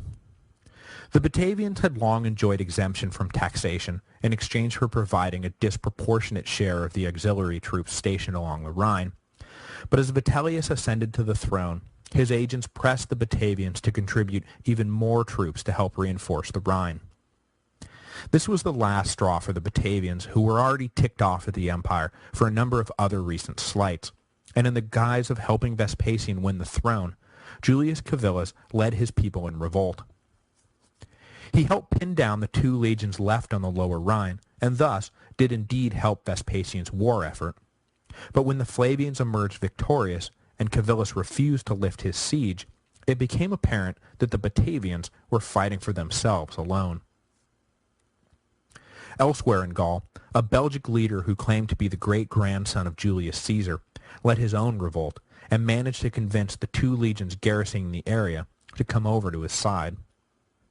With the whole region up in arms and expecting little relief, the commanders of the 2 legions besieged by Civilis surrendered in early 70 A.D. But contrary to the promise of safe passage they had received, the 2 disarmed legions were massacred. Obviously, Rome could not stand for such an atrocity, and the shocked Vespasian, who had already promised the Batavians independence as a reward for their help against Vitellius, ordered a massive army north to crush the rebellion. Civilis planned to keep fighting, but when word came that Jerusalem had fallen, he knew that the handwriting was on the wall. The Batavian leader had been counting on the continued Roman preoccupation in the east to help him avoid the full brunt of the empire's attention. But now that he knew that he and his countrymen were the only things blipping on Vespasian's radar, it was time to give up. The Batavians surrendered and agreed to return to the terms of their original treaty, along with a whole host of new restrictions and obligations. Beyond the unrest of his first years in office, the empire was relatively quiet throughout Vespasian's reign. The only major action thereafter took place in Britain, which we'll cover more extensively next week as it spanned the reigns of Vespasian, Titus, and Domitian. We are blessed to have a full accounting of the campaigns in Britannia, as Tacitus married the daughter of the principal Roman commander Julius Agricola, and chose his father-in-law as the subject of his first major historical work, known as the Agricola. Vespasian, as I said, was the first emperor in quite some time to die of natural causes, which is a testament to the esteem with which he was held. That is not to say that various attacks weren't made on his life, just that none were able to get close enough to be dangerous. The Praetorians remained loyal, and top commanders refused to get caught up with plots to overthrow a popular ruler. I will mention, though, as an epilogue to the Year of the Four Emperors, that one of the men who did attempt to assassinate Vespasian was none other than Caecina, who was apparently hardwired to betray whatever master he served. Despite earning Vespasian's favor during the war, by 79, Caecina was up to his old tricks again. For unknown reasons, he conspired to kill the emperor, but the plot was discovered, and the habitual turncoat was finally executed by Titus. Vespasian survived all of this easily, but by June of 79, his health began to slip. At 69 years old, he was not a young man anymore, and knew that his time was at hand. He had brought Titus in to share the burden of empire years before, and was confident he was handing power over to a capable man who could rule for many years, at least long enough for him to sire his own son and keep power away from Vespasian's other son Domitian, a young man of dubious character. On June 23, 79 AD, Vespasian lay on his deathbed. But rather than simply fading away, he demanded that he be helped out of bed, declaring that an emperor should at least die on his feet. According to the legend, his last words, spoken while enduring the painful throes of death, were, "Dear me, I must be becoming a god." Vespasian died at the age of 69 after ruling Rome for 9.5 years. Vespasian's reign is generally seen as a successful one, and I see no reason to contradict the consensus. His naturally mild temperament, pragmatic policies, and skillful use of propaganda allowed normalcy to return to an empire shaken by civil war. In almost every way, he left Rome better than he had found it, and as Tacitus said, he was probably the only man who improved his own character upon taking office. This rustic and obscure general had gone far higher than he had any right to expect, and he had clearly risen to the occasion. Not only that, but Titus had risen to the occasion along with his father, and despite some initial misgivings about their new emperor, the people of Rome quickly embraced Titus and began to hail the new Flavian dynasty as the answer to all their problems. Unfortunately, Titus would last only a scant 2 years in office before succumbing to disease, and soon enough, the Romans would be introduced to the dark half of the Flavian coin.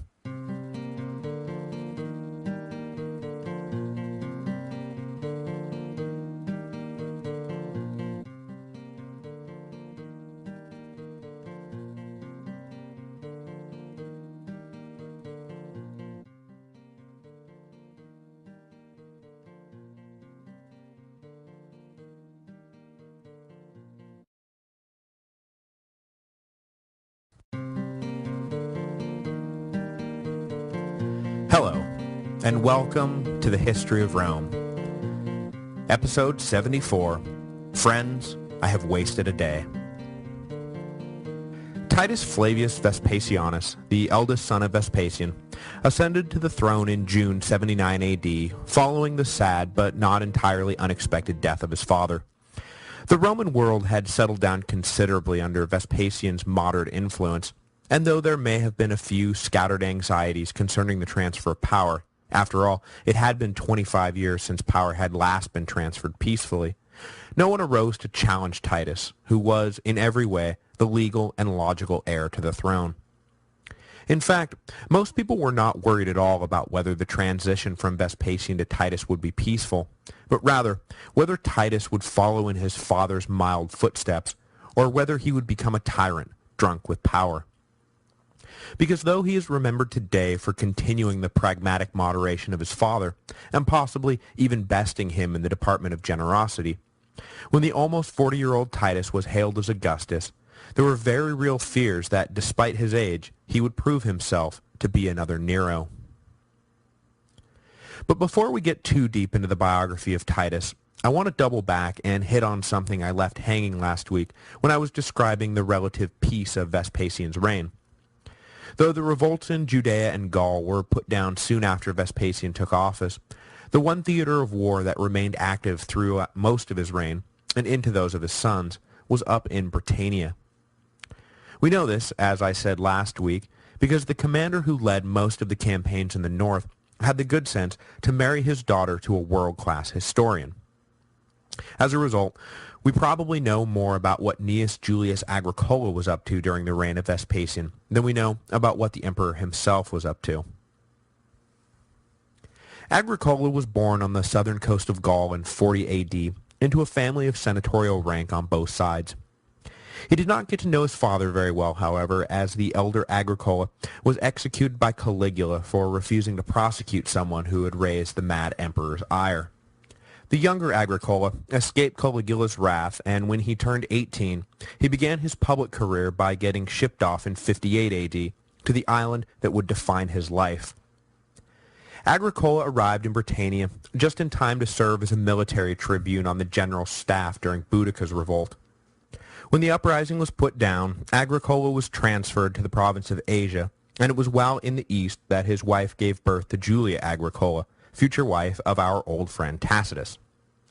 Back in Rome, after his term expired in 66, he managed to escape the year of the four emperors with his head intact, but was crushed to learn that Otho's marauding naval force had killed his mother while they sacked the Gallic coast.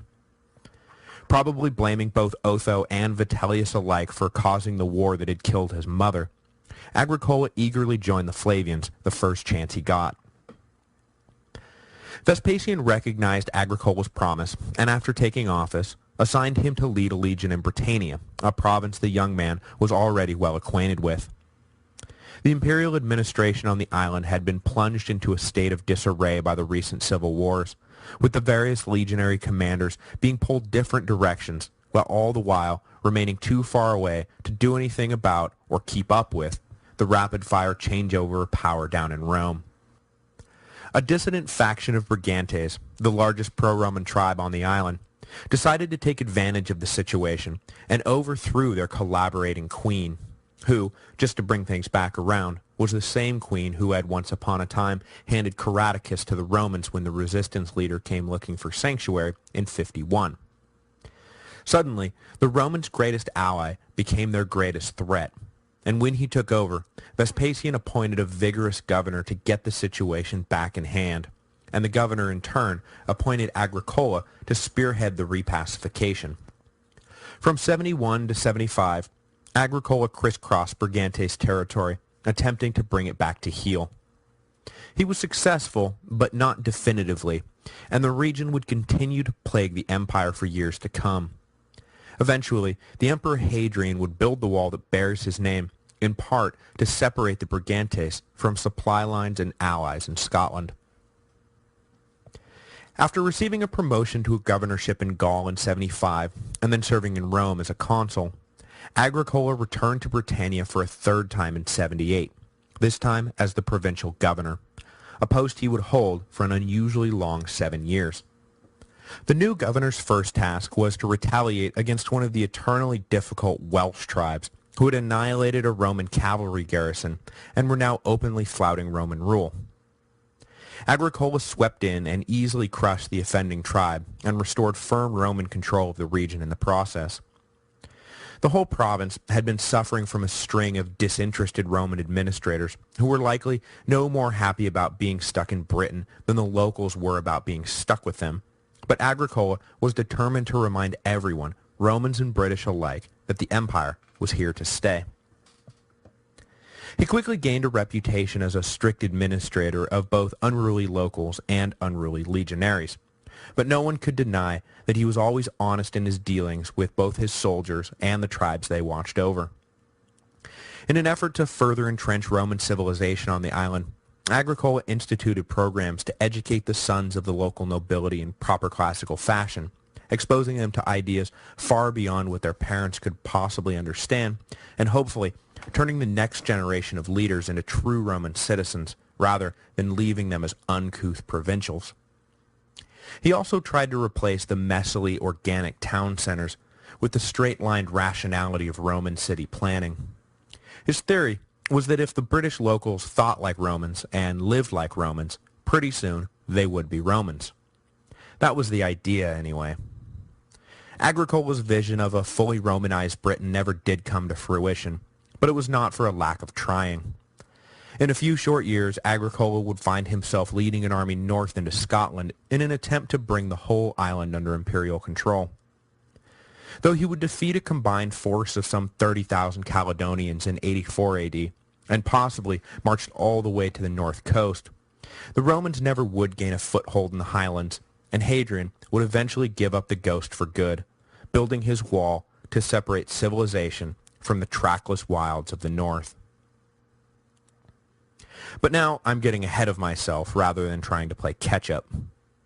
While Agricola was still in Britain, Vespasian died, and his son Titus, who had likely served alongside Agricola during Boudicca's revolt, ascended to the throne. Both men were about the same age, just shy of their 40th birthdays, and if Titus lived as long as his 70-year-old father, that meant that the empire had just bought itself 30 years of stability. But the merciless fates would conspire to rob Rome of their enormously popular new emperor in just 2 years, and leave them instead with Titus's far less popular brother Domitian. Domitian would reign for 15 possibly misunderstood years before being deposed in 96 AD, permanently ending the Flavian dynasty, which most figured would have barely gotten going by that point. But rather than opening another round of destructive chaos as the fall of the Julio-Claudians had done, the fall of the Flavians ushered in the golden age of imperial Rome. The so-called five good emperors who ruled from 96 AD until Marcus Aurelius foolishly handed power to his son Joaquin Phoenix in 180, wisely governed Rome to the height of its power, prestige, and glory. But I'm getting ahead of myself again, so without further ado, on to the short, happy reign of Titus Flavius Vespasianus. Titus was born in 39 AD and was raised in Rome in the shadow of the imperial court. He was a friend and schoolmate of Claudius's brother Britannicus, and Suetonius goes so far as to report that Titus was by his friend's side when Britannicus drank Nero's poison in 55 AD. Young Titus showed enormous promise and excelled at both oratory and sports. He began his public career as soon as he could, and in 57 AD was elected military tribune, the first step up the cursus honorum, and was assigned to a post in Germania. 2 years later, he was transferred to his father's old stomping ground in Britannia to aid in the suppression of Boudicca's revolt, where, as I said, he likely served alongside Agricola, though whether the two actually knew each other at this point is debatable. In 63, he returned to Rome and married for the first time, but his wife died in 65 after bearing him a daughter. He remarried in 65, but the family of his second wife was deeply involved in the Pisonian conspiracy against Nero, and Titus prudently sued for divorce. Curiously, for a man of his time, Titus never again remarried, though he was not without romantic company, as we will soon see. When Vespasian was assigned by Nero to suppress the Jewish revolt in late 66 AD, he took his 27-year-old son with him to serve on staff. The young man distinguished himself not only as a strategist and tactician, but also as a diplomat. As we now know, the governor of Syria, Mucianus, was a key early supporter of Vespasian's bid for the throne, but initially the two men had gotten off on the wrong foot. Vespasian took his orders to mean that he had overall command of the East and could do whatever came into his head as long as it meant winning the war in Judea, even if it meant encroaching into what Mucianus felt was his ultimate authority in Syria. Vespasian sent Titus to Antioch to soothe Mucianus's ruffled feathers, and the young commander was so successful that Mucianus not only dropped his complaints, but became a staunch Flavian supporter. This was no doubt at the forefront of Vespasian's mind when he sent Titus to meet with Galba after the latter's non-response to Vespasian's friendly overtures in 68 AD. Who knows, Titus might make such an impression on the new emperor that Galba will be inclined to adopt him as heir. But as we noted, Titus had only made it as far as Greece before Galba was assassinated, and he quickly returned to the safety of the East. When Vespasian decided to follow the advice of his new BFF Mucianus and accept the title of emperor in mid-69, he handed responsibility for the Jewish revolt to Titus, who, as we saw last week, brought it to a swift conclusion. With the main action over, Titus followed his father back to Rome, and when he arrived, was awarded a full triumph for his smashing victory in Jerusalem. Vespasian decided to keep Titus close by his side in Rome and involve him in every aspect of imperial administration. It was a foregone conclusion that Titus would be emperor himself one day and needed the experience, but Vespasian also needed someone he could trust implicitly right there by his side.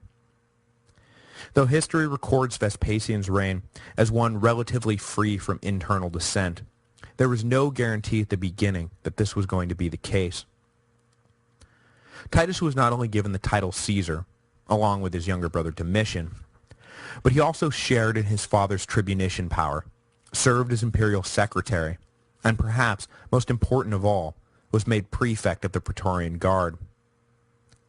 If there was one lesson to be learned from the previous year's unrest, it was that the emperor must watch the guard as vigilantly as they watched him. With Titus serving as prefect, Vespasian could be sure to remain one step ahead of any palace coup. The problem for Titus, and the reason there were some misgivings about his ascension, is that all of this cast him in the role of enforcer of imperial will. He was the bad cop to Vespasian's good cop, and Titus quickly gained a reputation for uncompromising ruthlessness. When he did ferret out a plot here or a conspiracy there, he did not hesitate to execute or exile the scheming parties involved, as was the case with Caecina near the end of Vespasian's reign. The lack of due process that accompanied the execution of suspected enemies of the state led many to naturally fear what Titus would do once he ruled in his own right. His alleged cruel streak was then coupled with a growing reputation as a cavorting hedonist. He isn't even married, the scandalized chattering classes fretted. And a caricature soon emerged of Titus as the reincarnation of Nero. Adding to his image problem was the fact that while he had been posted in the East, he had begun a relationship with the Jewish queen Berenice, who had been driven out of Judea when the revolt began in 66. The two remained romantically attached for years, and in 75 she traveled to Rome to live with the man who was her husband in all but legal title. This was too much for the Romans, however, whose feelings about tempestuous Eastern queens has been well documented. Finally bowing to public pressure, Titus ended his relationship and sent Berenice back to the East. After he became emperor, she attempted to return to his side in Rome, but he ordered her away again, unwilling to risk the political fallout that was sure to accompany her arrival. But though he was not trusted by the nobility and was not particularly popular with the masses, when he succeeded his father in 79, Titus quickly proved all worries about his character totally baseless. He had played the bad cop because that is what his father required, and his reputation as a Dionysian prince was revealed to have been a gross exaggeration. He was every bit as self-confident as his father had been, leading to the same sort of rational, not insane policies that were fast becoming the hallmark of the Flavian dynasty. In a move 180 degrees removed from the doubters' assumptions about him, Titus took the step of formally abolishing the treason courts, which had been disdained by his father but were still officially on the books as a legal possibility. He even went so far as to punish potential informants who came by the palace looking to peddle juicy gossip in exchange for favors. Rather than hedonistic cruelty, Titus displayed the exact opposite at every turn, and was lauded by contemporaries and historians alike for his generous spirit. According to the legend, he famously remarked one evening, after realizing he had done no one any favors that day, "Friends, I have wasted a day." Of course, his sterling historical reputation is aided by the brevity of his term in office. Cassius Dio, writing 100 years after his death, made the point of contrasting Titus with Augustus, stating that while Augustus never would have been so loved had he lived a shorter life, Titus never would have been so loved had he lived a longer one. Titus is also helped by the fact that his actions supposedly contrast sharply with those of his monstrous brother Domitian, who was universally derided by the ancient historians. As we'll see next week, Domitian probably wasn't as bad as he is made out to be, but the senatorial historians certainly had an axe to grind with him, and building Titus up into some super wonderful dreamboat was probably a part of that process. This is not to diminish Titus too much, just to say that when it comes to judging him, we have a pretty small sample size to work with and a pretty biased panel of judges. An early test of his character came in either August or October 79 AD, depending on who you talk to, when Mount Vesuvius, situated off the Bay of Naples, suddenly erupted, burying the surrounding countryside in 60 feet of ash and volcanic rock. Famously, the resort town of Pompeii was utterly destroyed, but we should not forget that numerous Campanian cities perished at the same time. It is estimated that somewhere between 10 and 25,000 people lost their lives, including Pliny the Elder, the great naturalist who died attempting a rescue operation in the aftermath of the initial blast. Though the disaster was of course a great tragedy, Today, we remember Pompeii primarily for the archaeological ruins that were left behind. The volcanic fallout turned the resort town into a near-perfect time capsule, and a great deal of our understanding about daily life in first-century Rome comes from the preserved remains. Pompeii remains high on my list of places to visit before I die. Titus, however, did not dwell on what a marvelous archaeological site had just been created, and was quick to appoint 2 ex-consuls to lead a relief effort, and donated huge sums out of the imperial treasury to aid with first the cleanup and then the reconstruction of the devastated area. He was able to visit the ruined site of Pompeii twice before he died, and it was on that second visit that another disaster struck that again proved Titus's generosity of spirit. In the spring of 80 AD, a huge fire broke out that, while it did not match the Great Fire in sheer destructive force, did serious damage to the capital and felled a number of important buildings, including the original Pantheon that had been built by Marcus Agrippa. Titus rushed back to the city and once again set the full weight of the imperial treasury to the task of helping the victims. His response to these crises endeared him to the Romans at all levels of society, as natural disasters of this sort do not distinguish between social classes, and everyone needed the emperor's help. His popularity then soared when he was able to complete the Colosseum and adjacent Flavian baths by that summer, inaugurating the grand stadium with 100 days of games, gladiatorial matches, exotic animal hunts, and chariot races. Exhausted from dealing with their burned-out city, the population was eager for a distraction from their problems, and Titus obliged them splendidly. On the last day of the inaugural games, Titus formally dedicated the so-called Flavian Amphitheater in what would prove to be his final official act as emperor. In September of 81 AD, just a short distance from Rome, the traveling emperor was forced to put in at a way station after coming down with an infection. On September 13th, just 2 years into a reign that most figured would last for a generation, Titus succumbed to his ailment. His last words were the enigmatic, "I have made but one mistake." Much has been made about what the dying emperor could have meant, with suggestions including his impious entrance into the Holy of Holies during the sack of Jerusalem, beginning his improper relationship with Queen Berenice, abruptly ending said relationship with Queen Berenice, conducting a secret affair with Domitian's wife, or, a favorite of later historians, not killing Domitian when the latter was discovered supposedly plotting against his brother. We'll never know for sure what Titus was referring to, because, well, he died right after uttering his delightfully self-confident epitaph. But just for fun, sometimes I like to imagine it as something ridiculously trivial. Like maybe he was remembering the time he forgot to bring wine to a dinner party. And so, while everyone is looking around for some huge revelation in his cryptic rosebudding, Titus was actually just talking about the time he got caught in the rain without an umbrella. But I digress. The unmarried Titus had no male heirs to pass the throne to, and his relative youth had made worrying about succession seem somewhat morbid. So the throne fell to his younger brother Domitian. Domitian had been living for years with a massive inferiority complex that he suffered as a result of being the practically forgotten son of Vespasian.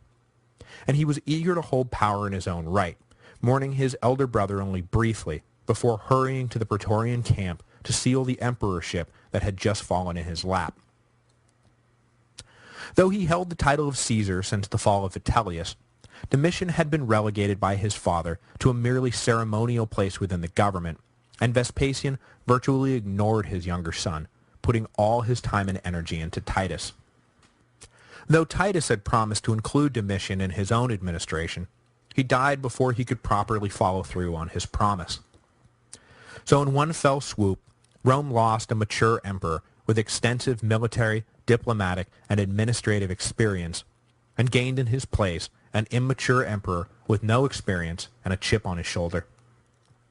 Domitian was not unintelligent, and as untested, pampered princes go, he was not that bad. At least, he was interested in the hard work of empire. But he also jealously guarded his power, and dispensed with the facade of democracy that previous emperors had been so careful to maintain. Is it any wonder, then, that the men who wrote the history of the empire, all men of senatorial rank, did their best to confine Domitian to the dustbin of history?